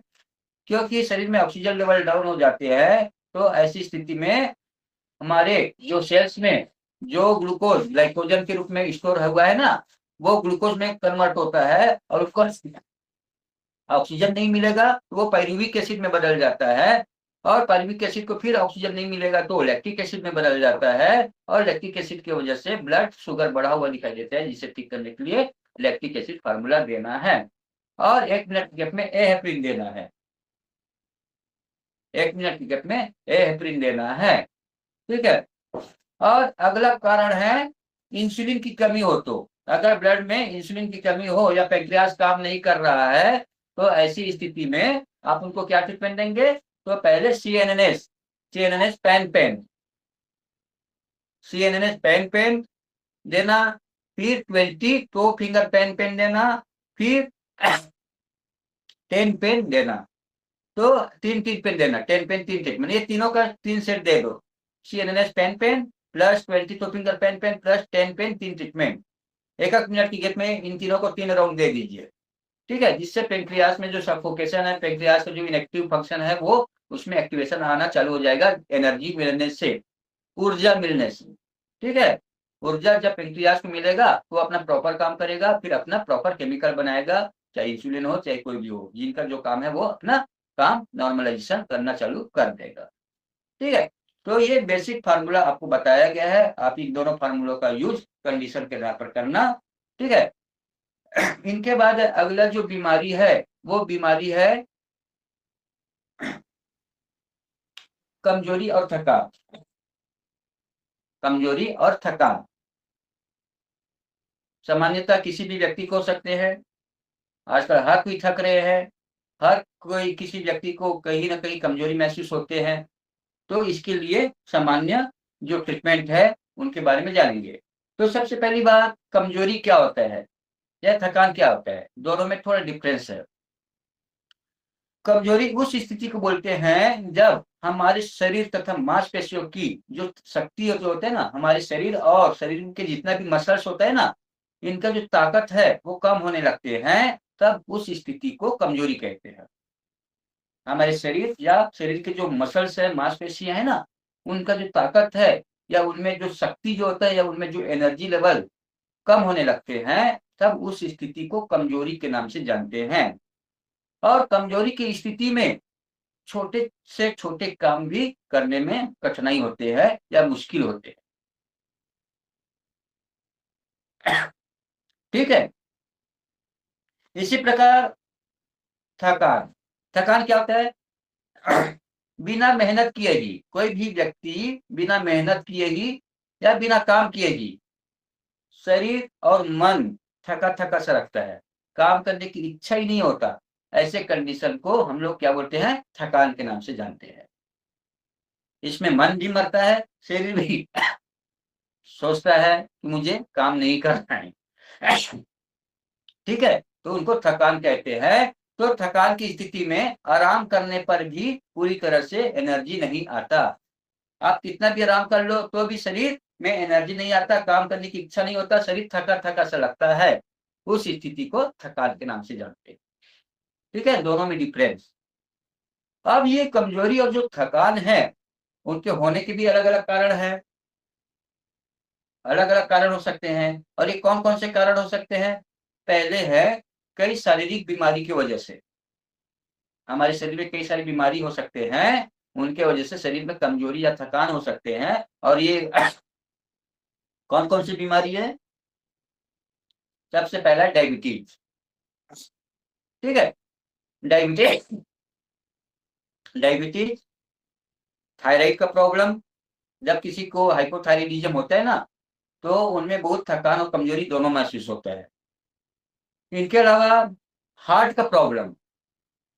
हार्ट का प्रॉब्लम, जब हार्ट कमजोर होता है, हार्ट प्रॉपर काम नहीं करते हैं, हार्ट का दम घुटता है, एंजाइना पेन होता है, तो उस दौरान जो ब्लड को शरीर के मसल को जितना भी ब्लड मिलना चाहिए प्रॉपर मात्रा में ब्लड नहीं मिलने से एनर्जी लेवल डाउन हो जाता है। एनर्जी नहीं बनने की वजह से, तो हार्ट की बीमारी की वजह से शरीर में कमजोरी और थकान आ जाती है। और इसके अलावा लीवर और किडनी की प्रॉब्लम, लीवर और किडनी की बीमारियों की वजह से भी शरीर में थकान और कमजोरी आएगा। लीवर की गड़बड़ी से क्यों आएगा? क्योंकि लीवर केमिकल फैक्ट्री है, अगर वो ठीक से काम नहीं करेगा तो शरीर के लिए प्रॉपर रॉ मटेरियल नहीं बनाएगा, और रॉ मटेरियल नहीं बनेगा तो शरीर के सेल को काम करने के लिए जो फैक्टर चाहिए नहीं बनने की वजह से एनर्जी नहीं बनेगा, जो शरीर में कमजोरी और थकान का कारण बनेगा। और किडनी की बीमारी में, अगर किडनी का प्रॉब्लम होगा तो किडनी में जो ब्लड का गंदगी पेशाब के रूप में बाहर आना चाहिए वो पेशाब के रूप में बाहर नहीं आएगा, और वो गंदगी ब्लड में रहेगा, और पूरा गंदगी शरीर के सेल्स में, मसल्स में, जोड़ों में जमना चालू हो जाएगा, जो कि कमजोरी और थकान का कारण बनेगा। ठीक है, तो इस प्रकार से शरीर में कमजोरी अलग अलग बीमारियों की वजह से आ सकते हैं। अब इसके अलावा मानसिक मानसिक कारणों से कई लोग माइंड में टेंशन लेते हैं, टेंशन लेगा, ज्यादा सोच विचार करते हैं, बहुत ज्यादा बोलते हैं ना, मन के लड्डू खाते रहते हैं, ख्यालों में डूब जाते हैं, तो एनर्जी फालतू गलता रहता है ब्रेन का। शरीर का एनर्जी गलेगा ब्रेन के माध्यम से, याद रखना। तो ऐसे कंडीशन में भी तो थकान और कमजोरी महसूस होता है, मानसिक कमजोरी होगा, फिर वही मानसिक कमजोरी बाद में शारीरिक कमजोरी में कन्वर्ट हो जाता है। मन पहले थकेगा, फिर बाद में शरीर थकेगा। ठीक है, इसके अलावा डिप्रेशन की वजह से, क्या? डिप्रेशन की वजह से अवसाद, अगर किसी भी व्यक्ति को कई दिनों तक अवसाद या डिप्रेशन है, तो डिप्रेशन में वो व्यक्ति हमेशा नकारात्मक सोचता रहता है। उनके माइंड में नकारात्मक भाव रहता है। वो व्यक्ति हमेशा यही सोचता है कि मरने के बारे में सोचेगा। उनको कोई पता नहीं रहेगा कि वो कब कहीं से कूद जाए। इतना माइंड में डिप्रेशन रहता है। इसलिए कभी भी डिप्रेशन के पेशेंट को अकेले नहीं छोड़ना चाहिए, याद रखिएगा। नहीं तो कभी भी अनहोनी वो घटना घट सकता है। और उनको किसी भी प्रकार से ऐसे नेगेटिव बातें नहीं करना उनके सामने में। कभी भी नेगेटिव बातें डिप्रेशन वाले पेशेंट के सामने नहीं करना। उनको हमेशा हँसाने वाले पॉजिटिव एनर्जी के बारे में, सकारात्मक ऊर्जा के बारे में, अच्छी-अच्छी किताबें, अच्छे-अच्छे टीवी में चैनल लगा दो, वो देखता रहे, तो उनमें जो नेगेटिविटी है वो थोड़ा-थोड़ा करके दूर जाएगा। तो डिप्रेशन की वजह से भी व्यक्ति में कमजोरी और थकान आते हैं। और सबसे बड़ी बात, आज के समय में व्यक्ति इतने कॉम्पिटिशन कर रहे, इतने प्रतिस्पर्धा में घिरे हैं, इतने काम की ज़िम्मेदारियाँ हैं और इस प्रतिस्पर्धा की वजह से, काम की ज़िम्मेदारियों की वजह से वो ठीक से सो नहीं पाता, उनको ठीक से नींद नहीं आता और रात भर अगर ठीक से नहीं सो पाएगा, तो ऐसे कंडीशन को हम लोग क्या बोलते हैं? अनिद्रा, नींद ना आना या इंसोम्निया के नाम से जानते हैं। तो जो व्यक्ति रात-रात भर जगेगा, तो अगले दिन वो क्या ठीक से काम करेगा? नहीं, उनके शरीर में कमजोरी और थकान बना रहेगा, आलसीपन आएगा। ठीक है? ये कारण है अनिद्रा या इंसोम्निया के कारण, नींद नहीं आने की वजह से भी व्यक्ति को कमजोरी और थकान हो सकता है। इनके अलावा खाने से संबंधित कारण, अगर व्यक्ति कई दिनों तक खाना ही नहीं खाएगा जी, खाना ही नहीं मिल रहा है किसी कारणवश और वो भूखा ही रहे, भूखा रहने की वजह से शरीर को पोषक तत्व नहीं मिलेगा, तो इसके शरीर में कमजोरी, थकान दोनों आएगा। इसलिए ज़्यादा देर तक भूखा भी नहीं रहना है। उपवास रहिए, उतना उपवास रहिए जितना बर्दाश्त कर सको, जबरदस्ती शरीर को मत थकाइए, ठीक है? उपवास रखना अच्छी बात है, आकाश तत्व फ्री होगा। आकाश तत्व समझ गए ना? प्राकृतिक चिकित्सा में, नेचुरल थेरेपी में आकाश तत्व पंच तत्व माना जाता है ना, तो इनमें से एक आकाश तत्व को क्लीन करने के लिए उपवास किया जाता है। अब ये भी वैदिक सिद्धांत है, याद रखना। क्या है? वैदिक सिद्धांत, जो हमारी जिंदगी के साथ जुड़ा हुआ है और वही जिंदगी के साथ न्यूरोथेरेपी भी जुड़ा है, न्यूरोथेरेपी के साथ वैदिक सिद्धांत जुड़ा हुआ है। और इसी के साथ-साथ नया-नया फार्मूला भी आएगा वैदिक सिद्धांतों के आधार पर न्यूरोथेरेपी में। तो कुछ लोगों को पेट में गड़बड़ होना चालू हो गया है, याद रखिएगा। और मोशन के रूप में निकल भी रहा है, ठीक है? लूज़ मोशन होना चालू हो गया है। तो इस बात को आप लोग ध्यान रखिएगा। न्यूरोथेरेपी वैदिक सिद्धांतों से हटकर नहीं है, ये दोनों के बीच का कड़ी है। वैदिक सिद्धांतों और मॉडर्न साइंस दोनों के बीच की कड़ी के रूप में न्यूरोथेरेपी काम कर रहा है, ठीक है? तो अगर जो व्यक्ति ज़्यादा समय तक भूखा रहेगा, तो कमजोरी, थकान आएगा। जो व्यक्ति प्रोटीन नहीं खाएगा, तो शरीर में प्रोटीन की कमी से जो प्रॉपर स्टेरॉइड बनना चाहिए, स्टेरॉइड स्टेमिना को बढ़ाता है, क्या शरीर में ताकत देता है। वो स्टेरॉइड ही नहीं बनेगा तो शरीर में ताकत कहाँ से आएगा? प्रोटीन से ही हार्मोन बनना है, एंजाइम बनना है, ये सब केमिकल ज्यादातर जो बनता है शरीर में, मसल्स बनते हैं, जितना भी पार्ट बनता है सब प्रोटीन से बनता है। अगर प्रोटीन ही कम रहेगा शरीर में, तो शरीर में जिस प्रकार से क्या होता है, शरीर का बनने और बिगड़ने का जो प्रक्रिया में प्रोटीन भूमिका निभाता है, वो भूमिका लगभग बिगड़ जाएगी। इनके अलावा एनीमिया यानी खून की कमी, क्या? खून की कमी, अगर किसी भी व्यक्ति को अगर हीमोग्लोबिन की कमी है या आरबीसी की कमी है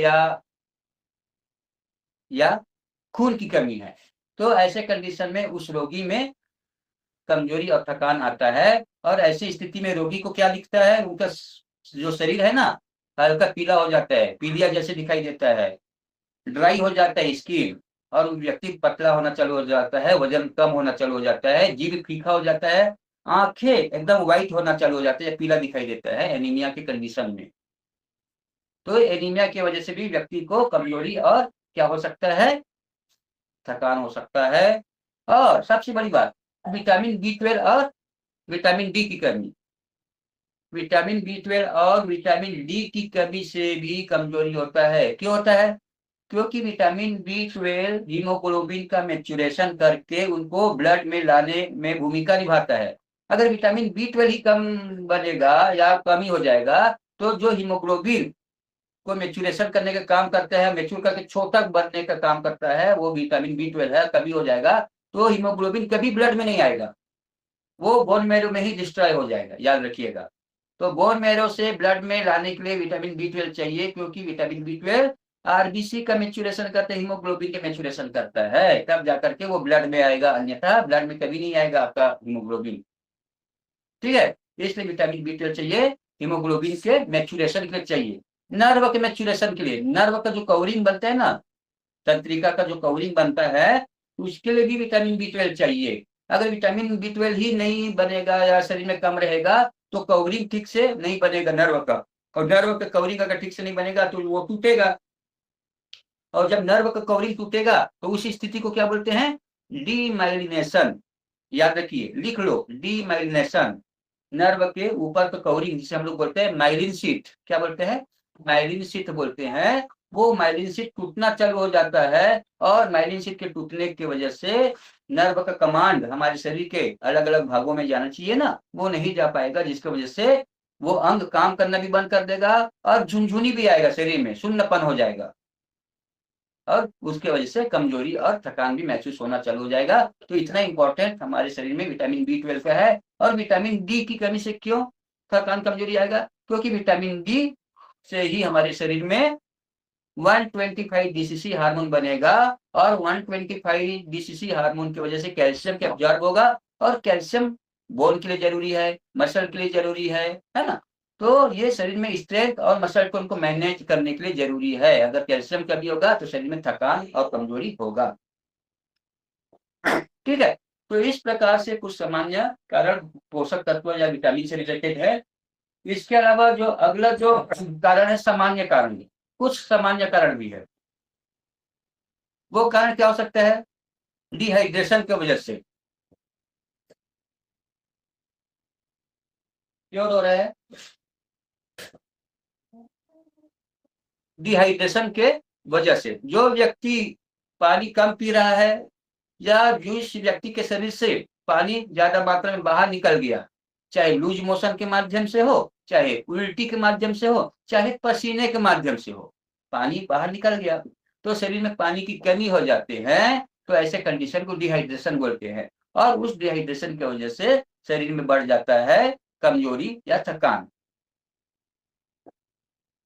इनके अलावा जो व्यक्ति ज्यादा काम करता है, ज्यादा काम करता है, काम करने का एक निश्चित सीमा होता है, एक लिमिट होता है, लिमिटेशन होता है। अगर व्यक्ति जबरदस्ती हद से ज्यादा काम कर रहे हैं, अति उत्साह में काम कर लिया, फिर बाद में उनको पछताना पड़ता है, मुझे काम 8 घंटा 10 घंटा करना चाहिए था, मैंने जबरदस्ती 12 घंटा 16 घंटा काम किया। हर कोई गुरुजी नहीं होते, गुरुजी 16-16 घंटे काम करते थे, हमारे न्यूरोथेरेपी के जनक गुरुजी। ठीक है, तो गुरुजी का एनर्जी लेवल तो आप लोगों ने, बहुत सारे लोगों ने देखे ही नहीं है, जो हमने देखे हैं। इतना एनर्जी जिनका कल्पना भी नहीं कर सकते। ठीक है, इतना एनर्जी लेवल 80 साल 85 साल की उम्र में भी इतना एनर्जी लेके, ठीक है, तो वो 16-16 घंटे काम करके भी नहीं थकते थे। आप जहां बोलो वहां जाते थे। गुरुजी को हम बोल देते थे, गुरुजी हमको नासिक जाना है, गुरुजी हमको मुंबई जाना है, गुरुजी हमको यहाँ जाना है, वहां जाना है। गुरुजी तैयार होते थे जाने के लिए, चलो पुत्र मैं भी चलता हूँ। ठीक है, तो ये एनर्जी गुरुजी में देखने को मिलता था। काश आप लोगों में भी गुरुजी का वही प्रेरणादायक जो एनर्जी आ जाए तो मजा आ जाए, और धीरे धीरे आता जाएगा।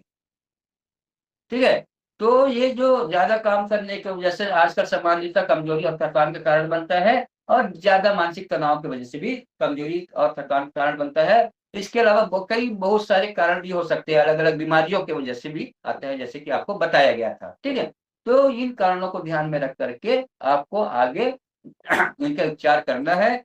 और अगर किसी भी व्यक्ति को कमजोरी या थकान हुआ है तो उनके भी लक्षण होते हैं। कमजोरी और थकान अपने आप में लक्षण है, याद रखिएगा, कमजोरी और थकान अपने आप में लक्षण है, फिर भी लक्षणों के लक्षण होते हैं, और अगर किसी को कमजोरी और थकान होता है तो उनके क्या क्या लक्षण हो सकते हैं? तो सबसे पहला लक्षण है वो जल्दी थकता है, काम करने की इच्छा नहीं होता है, वो कभी कभी चक्कर खा के गिर जाते हैं, साथ ही उनके शरीर में सुन्नपन या नमनेस आने लगते हैं, सीने में दर्द आ जाते हैं, सीने में भारीपन आ जाते हैं, आंखों के सामने अंधेरा आना चालू हो जाता है, श्वास फूलता है।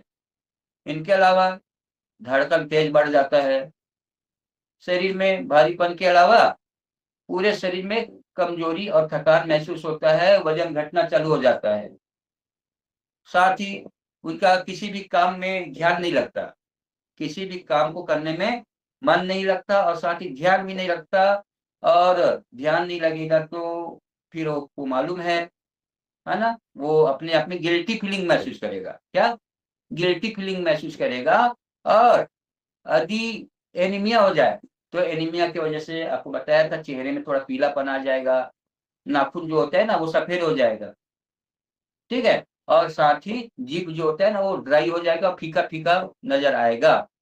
तो ऐसे लक्षण कमजोरी या थकान के हो सकते हैं, जो होने के अलग अलग कारणों की वजह से भी हो सकते हैं।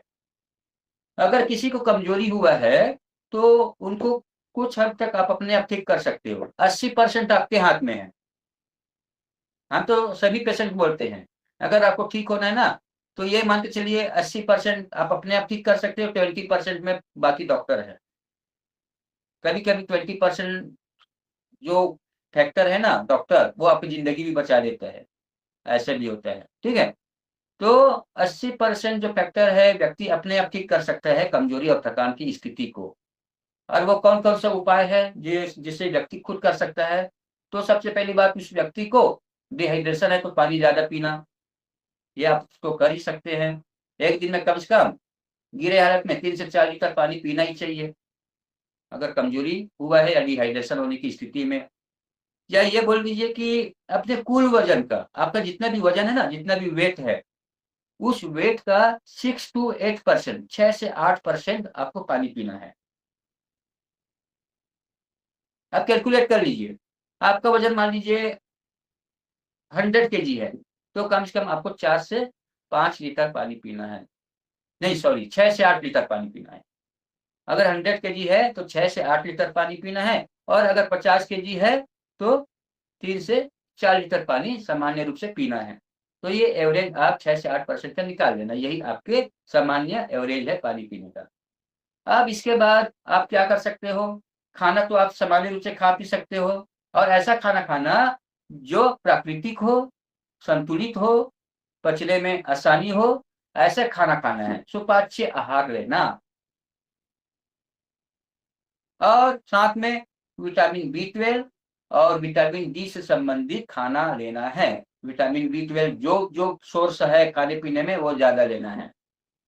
और विटामिन डी तो आपको मालूम है, सूर्य के प्रकाश में आप बैठोगे तो वो एब्जॉर्ब करेगा स्किन में, फिर स्किन के माध्यम से ब्लड में जाएगा, ब्लड के माध्यम से फिर लीवर में जाएगा, लीवर के माध्यम से फिर केमिकल रिएक्शन होगा, फिर दूसरे माध्यम में जाएगा। यह आगे की प्रोसेस है ना। तो विटामिन डी आपको सूर्य के प्रकाश में मिलेगा। अगर लगता है कि सूर्य के प्रकाश हमको नहीं मिलता है तो उस स्थिति में क्या करोगे? आप पनीर खा सकते हो, मशरूम खा सकते हो, मशरूम में बहुत विटामिन डी है, ठीक है। तो आप खा सकते हो, दही खा सकते हो, कुछ मात्रा में दूध ले सकते हो, है ना। तो इनमें थोड़ा विटामिन डी और कैल्शियम का सोर्स रहता है। और साथ में आपको क्या करना है? पर्याप्त मात्रा में प्रोटीन से रिलेटेड आपको चीजें खाना है। विटामिन से रिलेटेड, प्रोटीन से रिलेटेड, सुपाच्य आहार, है ना, ये सब तो लेना ही है। साथ में नींद भी अच्छी लेना है। जितना अच्छा आप नींद लोगे उतने शरीर फ्रेशनेस लगेगा, खिला खिला लगेगा।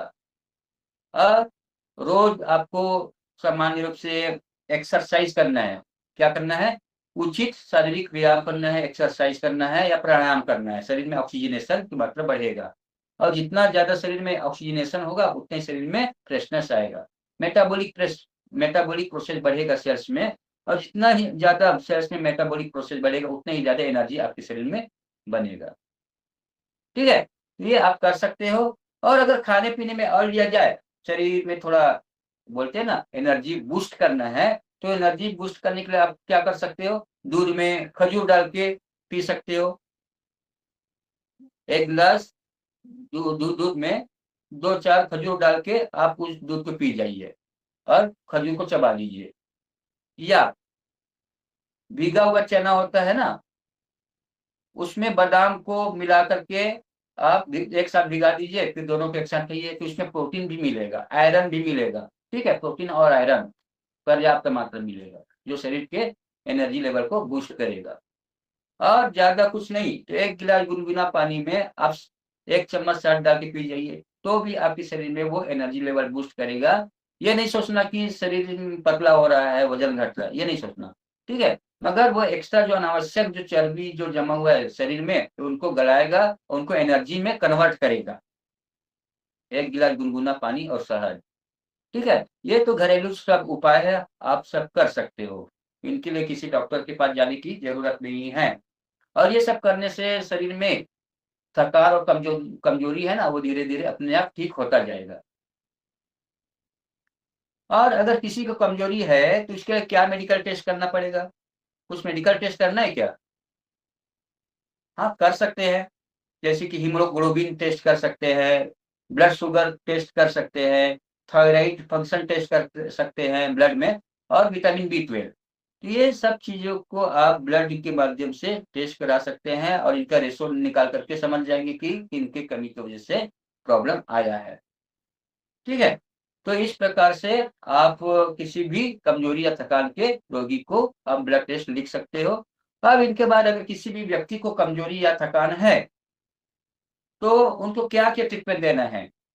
तो बहुत बेसिक लेवल पर ट्रीटमेंट है कमजोरी और थकान को दूर करने के लिए, और अलग अलग कारणों के आधार पर देना है। तो पहला कारण क्या था? पोषक पदार्थ की कमी या विटामिन की कमी। पोषक पदार्थ और विटामिन की कमी की वजह से शरीर में कमजोरी आया है, तो उनको पहले ठीक कर लो ना। और क्या क्या ट्रीटमेंट देना है? इनके लिए मेटाबॉलिज्म ट्रीटमेंट देना है। मेटाबॉलिज्म ट्रीटमेंट आप लोगों के पास नहीं होगा तो आपको भेज देंगे। ओंकार जी, आप मेटाबॉलिक ट्रीटमेंट डाल देना, क्योंकि मेटाबॉलिज्म ट्रीटमेंट में जितना भी पॉइंट है ना, वो सब पॉइंट आपको देना सिखाया हुआ है, तो आप ये दीजिए।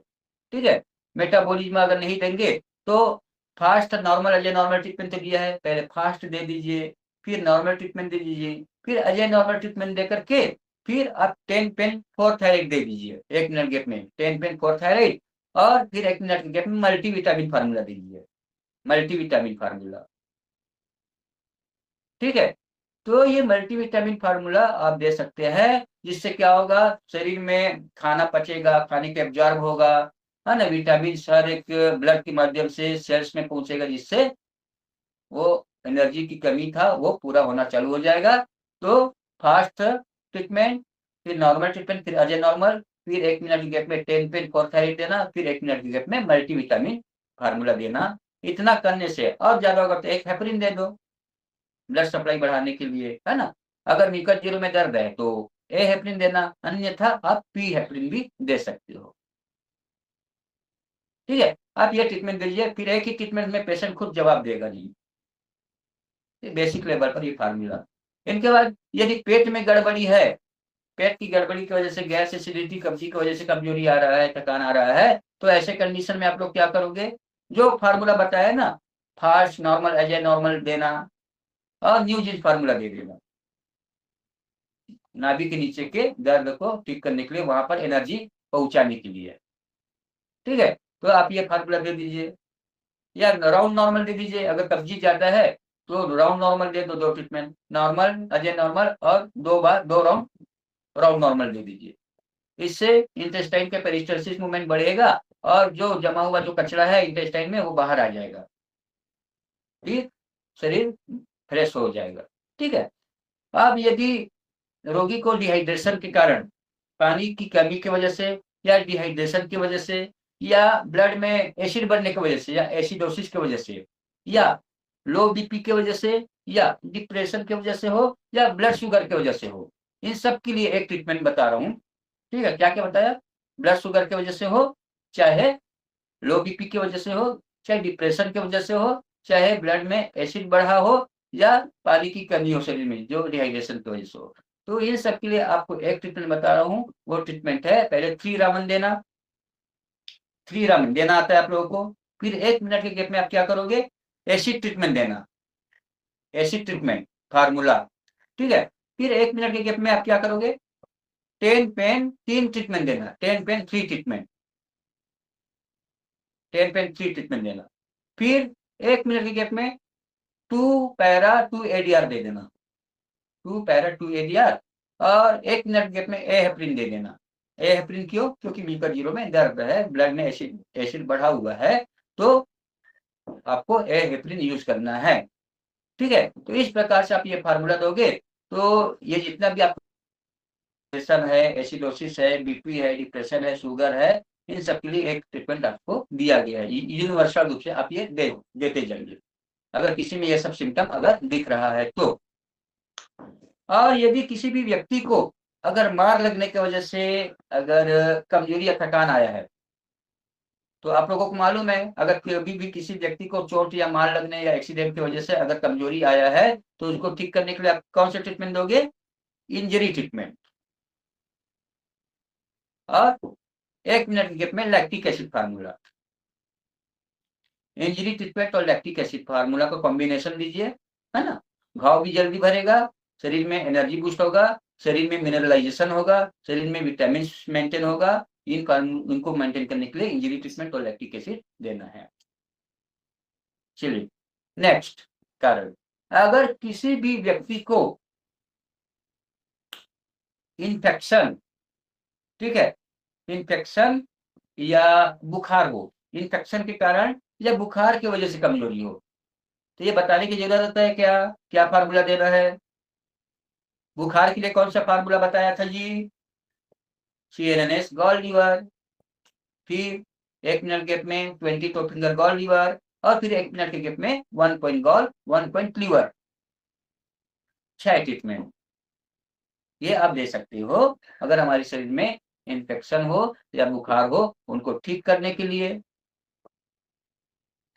ठीक है। बेसिक लेवल पर तो आपको यही फार्मूला बताया था, है ना। अब इसके बाद अगला जो कारण है, यदि किसी भी रोगी को, अगर किसी भी रोगी को किसी अन्य बीमारी की वजह से कमजोरी आया है, कोई भी दूसरा बीमारी की वजह से अगर कमजोरी आया है तो उस बीमारी को ठीक करना है। जैसे कि हार्ट का प्रॉब्लम की वजह से कमजोरी आया है, तो हार्ट के प्रॉब्लम को ठीक करने के लिए कौन सा ट्रीटमेंट देना है, एथेरो ट्रीटमेंट, लिख लो एथेरो ट्रीटमेंट। और एथेरो के पहले क्या देना, कार्डा इक्विना प्लस, लिख लीजिए कार्डा इक्विना प्लस, फिर एथेरो ट्रीटमेंट, ये आप दे सकते हो, कोई बात नहीं। अगर अगर थायराइड प्रॉब्लम की वजह से अगर कमजोरी आ रहा है तो थायराइड प्रॉब्लम को ठीक कैसे करना है, पहले पेट ठीक करने वाला फार्मूला देना, फिर थायराइड को उकसाने वाला फार्मूला देना, ठीक है। मगर ये पॉइंट आपको नहीं बताया है थायराइड के लिए, याद रखना थायराइड पॉइंट अभी आपको नहीं बताया बेसिक लेवल पर। और अगर लीवर की गड़बड़ी की वजह से आया है तो लीवर को ठीक करने के लिए आपको पॉइंट बताया हुआ है, CNNS gall liver 20 percent gall liver 1 point gall 1 point liver into 6 treatment, यही फार्मूला देना जो इन्फेक्शन के लिए दिए हैं, ठीक है। और यदि किडनी की गड़बड़ी की वजह से आया है तो किडनी में ज्यादातर बीमारियां लीवर की गड़बड़ी की वजह से होता है, याद रखिएगा। किडनी में ज्यादातर बीमारियां लीवर की गड़बड़ी से होता है, क्योंकि लीवर में जो प्रोडक्शन होता है प्रोटीन का, बैड प्रोडक्ट बनता है, वही प्रोटीन का बैड प्रोडक्ट ब्लड के माध्यम से किडनी में जाता है और किडनी के छन्नी को ब्लॉक करता है, चाहे क्रिएटिनिन के रूप में हो, चाहे यूरिया के रूप में हो, चाहे या यूरिक एसिड के रूप में हो। ये तीनों प्रोटीन का बैड मेटाबॉलिज्म है, तो आप इसके लिए पहले लीवर को सुधारोगे। फिर अगर किडनी को उकसाना है तो किडनी को तभी उकसाओगे जब उसका कंडीशन आपको मालूम होगा। हर एक बीमारी में आपको किडनी को नहीं नुकसाना है किडनी की स्थिति में, ठीक है।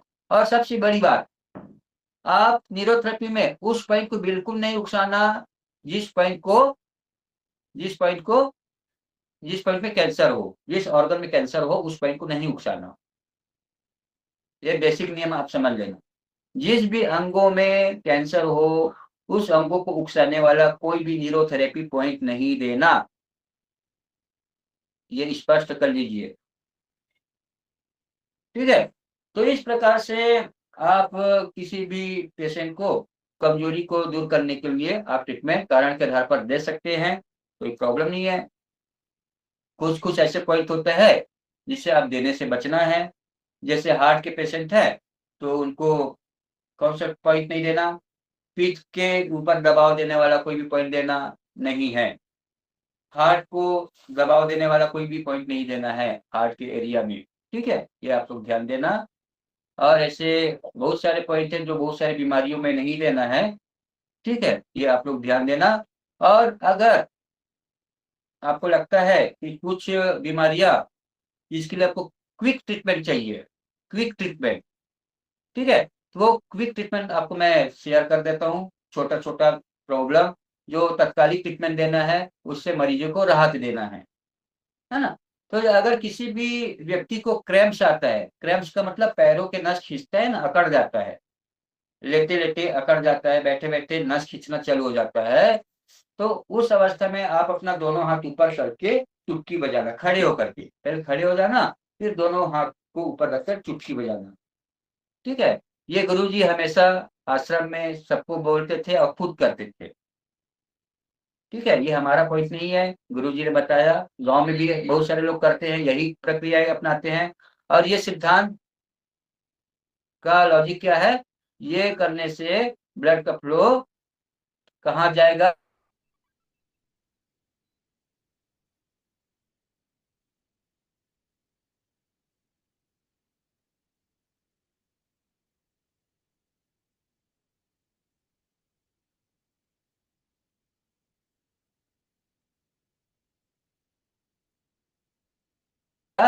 लोअर पार्ट में जाएगा, पैरों के एरिया में बढ़ेगा, जिससे ब्लड के माध्यम से कैल्शियम मिलेगा ना। गैस के वजह से भी क्रैम्स आता है जी, याद रखना। गैस अगर ज्यादा हो जाता है ना शरीर में, मसल्स में वायु तत्व जमा हो जाता है, मसल्स में वायु तत्व जमा हो जाता है, इंटेस्टाइन और पेट में बहुत ज्यादा गैस जमा रहता है तो क्रैम्स आता है। तो ऐसे कंडीशन में आप लोग क्या करोगे, big toe gas point, big toe gas point या सीएनएस गैस गैस, इस गैस वाला पॉइंट को दबा के रख दो। ठीक है, और 20 फिंगर गैस गैस दे दो, तो भी बहुत तुरंत ही रिलीफ आ जाएगा क्रैम्प्स में।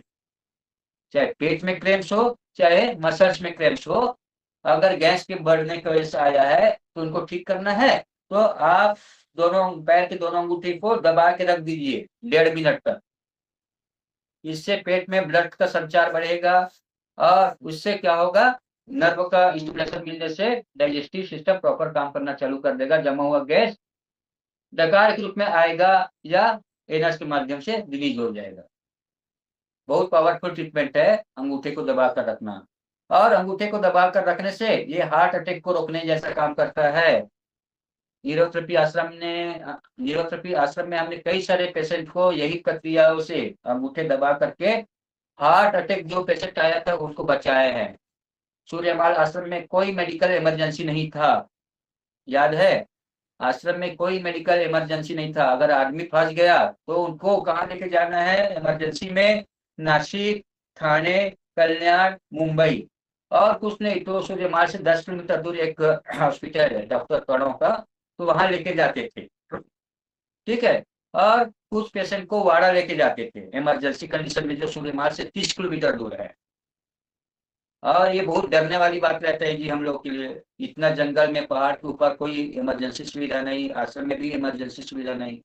कई सारी चीज को तो हम लोग ठीक करते थे क्योंकि हम लोग मेडिकल फील्ड से थे। मैंने ऑपरेशन थिएटर टेक्नीशियन कोर्स किया था, तो उस चीज का फायदा मुझे सूर्यबार में मिला मरीजों को लेते समय। ठीक है, इसमें कई बहुत बड़े बड़े केसेस को बिगड़ने से बचाए हैं, और जिनका प्रूफ वहां रहने वाले न्यूरोथेरेपिस्टों ने, गुरुजी ने खुद देखे हैं। हम अपने आप को डॉक्टर नहीं कहते, मगर इमरजेंसी में वो प्रक्रिया अपनाया जाए तो बिगड़ते हुए केसेस को भी ठीक किया जा सकता है। ठीक है, ये आप लोग ध्यान रखना। तो मैं तो बोलूंगा आप लोग डॉक्टर लिखने से बचिए। गुरु जी हमेशा बोलते थे, पुत्र हमको डॉक्टर लिखने की जरूरत नहीं है। जो पेशेंट डॉक्टर के पास जा करके आया और उनसे ठीक नहीं हो पाया और हमारे पास आ रहे हैं, तो बड़ा कौन, तो बड़ा छोटा का सवाल नहीं था। गुरु जी यही बोलते थे, पुत्र हमको डॉक्टर लिखने की जरूरत है, मरीज खुद हमको डॉक्टर, हमारे पास डॉक्टर समझ करके आएगा। ये उनका हमेशा यही वाक्य रहते थे। मगर आज होड़ चला है डॉक्टर बनने की।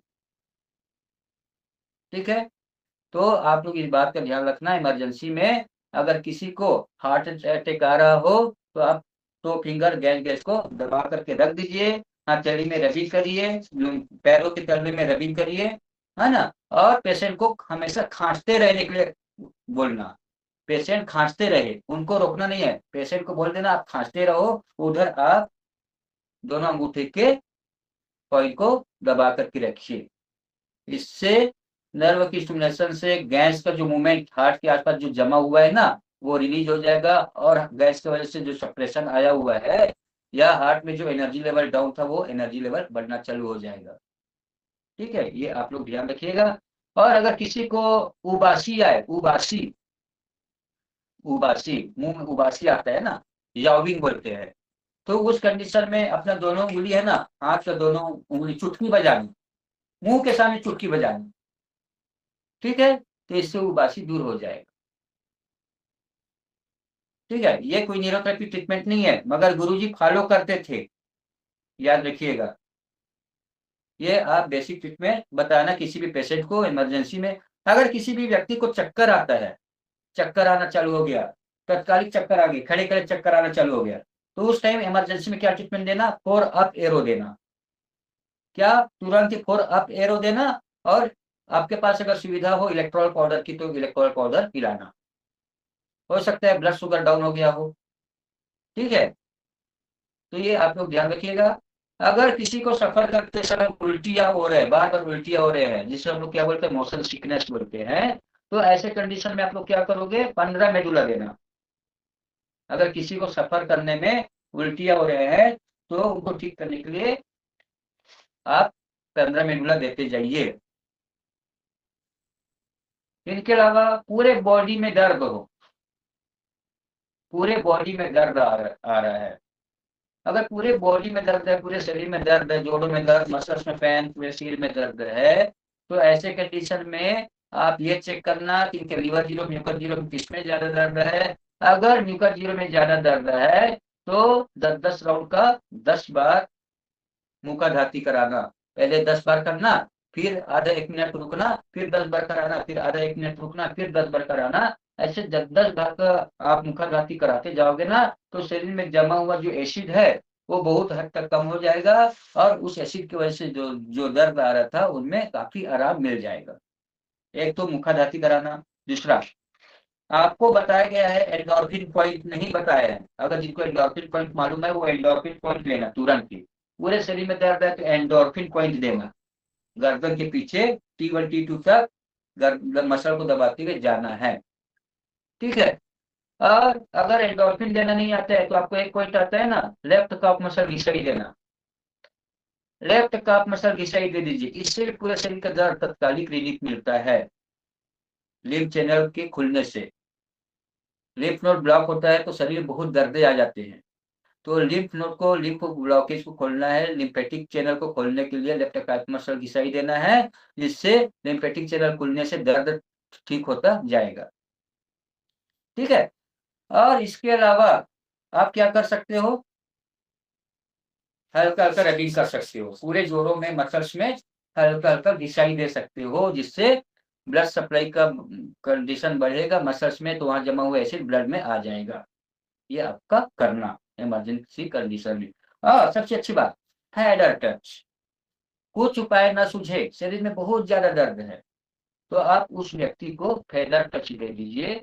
जिस जगह पर दर्द हो, पूरे शरीर में दर्द है तो पूरे शरीर में फेदर टच देना, लोकल पार्ट में अगर दर्द है तो आपको लोकल पार्ट में क्या देना है, फेदर टच देना है। ठीक है, और अगर अचानक ही खुजली हो जाए, किसी एलर्जी की वजह से आ जाए या किसी कारण से तत्कालिक अगर खुजली या रेशेस आना चालू हो जाएगा, तो ऐसे कंडीशन में उस रोगी को कुछ नहीं करना है, 6 ADR देते जाइए। 6 ADR 3 बार दे दीजिए, एक मिनट के अपना 6 ADR × 3 ट्रीटमेंट आप ये दीजिए, इंफ्लेमेशन ट्रीटमेंट है ना, आप ये दे सकते हो। अगर किसी भी रोगी को लूज मोशन हो, काम कर रहे हैं, अचानक इनके पेट में मरोड़ मारना चालू हो गया, लूज मोशन की कंडीशन आ गया, तो मोशन को तो रोकना नहीं है। क्या? मोशन को तो रोकना नहीं है, मोशन तो करना ही पड़ेगा, है ना। जो निकल रहा है, मगर तत्कालिक रास्ता नहीं मिला, मिल जाए तो ठीक है, मोशन के लिए नहीं मिला तो क्या करना, कपड़े में तो नहीं करना है ना। तो ऐसे कंडीशन में उनको अप एरो दे देना, क्या अप एरो देना है। और अगर तत्कालिक अगर उनको गर्म पानी मिल जाए ना तो गर्म पानी पिला देना, क्या गर्म पानी पिला देना है, अगर तत्कालिक अगर गर्म पानी मिल जाए तो। अगर सर में दर्द है तो सर में दर्द का चुटकी में इलाज क्या है, 3 नेकलेस पॉइंट, याद है, 3 नेकलेस पॉइंट और सतनाम पॉइंट और मुखाधाती, ठीक है, इतना कर लेना। नेकलेस पॉइंट, सतनाम पॉइंट और मुखाधाती करना सिर दर्द में तत्कालिक रिलीफ के लिए। और इनके अलावा गर्दन में दर्द है तो, गर्दन में दर्द है तो नेकलेस पॉइंट तो देना ही देना, साथ में नेक घिसाई देना, नेक घिसाई देना, ठीक है। और सर्वाइकल से रिलेटेड जो नर्व है ना, आपके अंगूठा, अंगूठे के नीचे के मसल्स, ये जो अंगूठा है ना, उनके साइड के मसल्स है ना, उनको रबिंग कर करके वहां के दर्द को निकालना,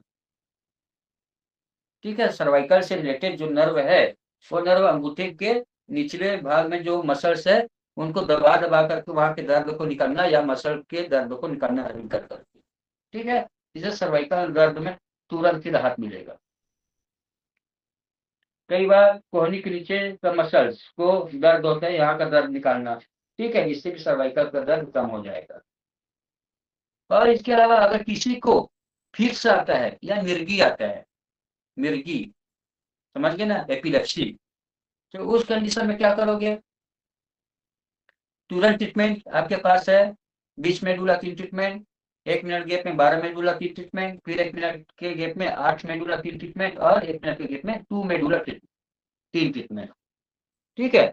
तो 20, 12, 8, 2 चारों का 3-3 सेट देना है, ठीक है। और इसके बाद अगर आपको कुछ और उपाय है, आपके पास कोई चाबी है, कोई लोहा का पार्ट है, लोहा, है ना, आयरन से रिलेटेड या मेटल जो भी चीज है, उस रोगी के हाथ को खोल करके उनमें दबा दो, हाथ में पकड़ा दो लोहे के कोई भी चीज को, ठीक है। ऐसे वो मिट्टी बहुत कड़क करके रखते हैं, लोहे की चीज डाल दो मिट्टी में, फिर वो धीरे धीरे रिलैक्स होता है जाएगा। शरीर में आयरन की कमी से मसल कॉन्ट्रिक्ट हो जाता है, मेम्ब्रेन ढीला हो जाते हैं, मेम्ब्रेन के वेव ज्यादा होने लगते हैं आयरन की कमी से। तो शायद ईश्वर ने कुछ ऐसा उपाय बताया कि आयरन पकड़ा दो, शायद उनका जो सेल्स है वो मेम्ब्रेन समझ जाए, है ना। और इसके अलावा अगर लोहा पकड़ा दिया, आपने पॉइंट दे दिया, और कुछ है, चमड़े का कोई भी पार्ट है उनको सुंघा दीजिए, मोजा है, जुराब है, पहना हुआ मोजा कितना बदबू होता है, वो कई लोग सुंघाते हैं गाँव में, ठीक है। आप लोगों ने भी देखे होंगे, नहीं देखे होंगे तो पूछना, चमड़े का जूता है, चप्पल है, या तो एकदम बदबूदार मोजा है जो पाँव में पहने होते हैं, उनको सुंघाते हैं, और ये सुंघाते साथ ही वो होश में आ जाते हैं, ठीक है।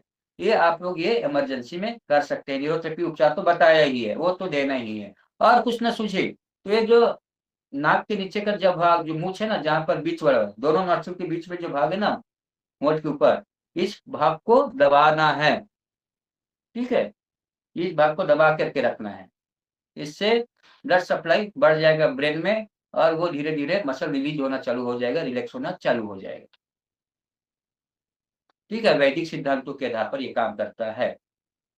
और इसके अलावा अगर किसी को हाई बीपी है, किसी को अगर किसी को अगर हाई बीपी है, तो हाई बीपी की स्थिति में क्या करना, तत्कालिक रिलीफ के लिए तुरंत ये राइट विटामिन फॉर्मेशन देना, क्या राइट विटामिन फॉर्मेशन,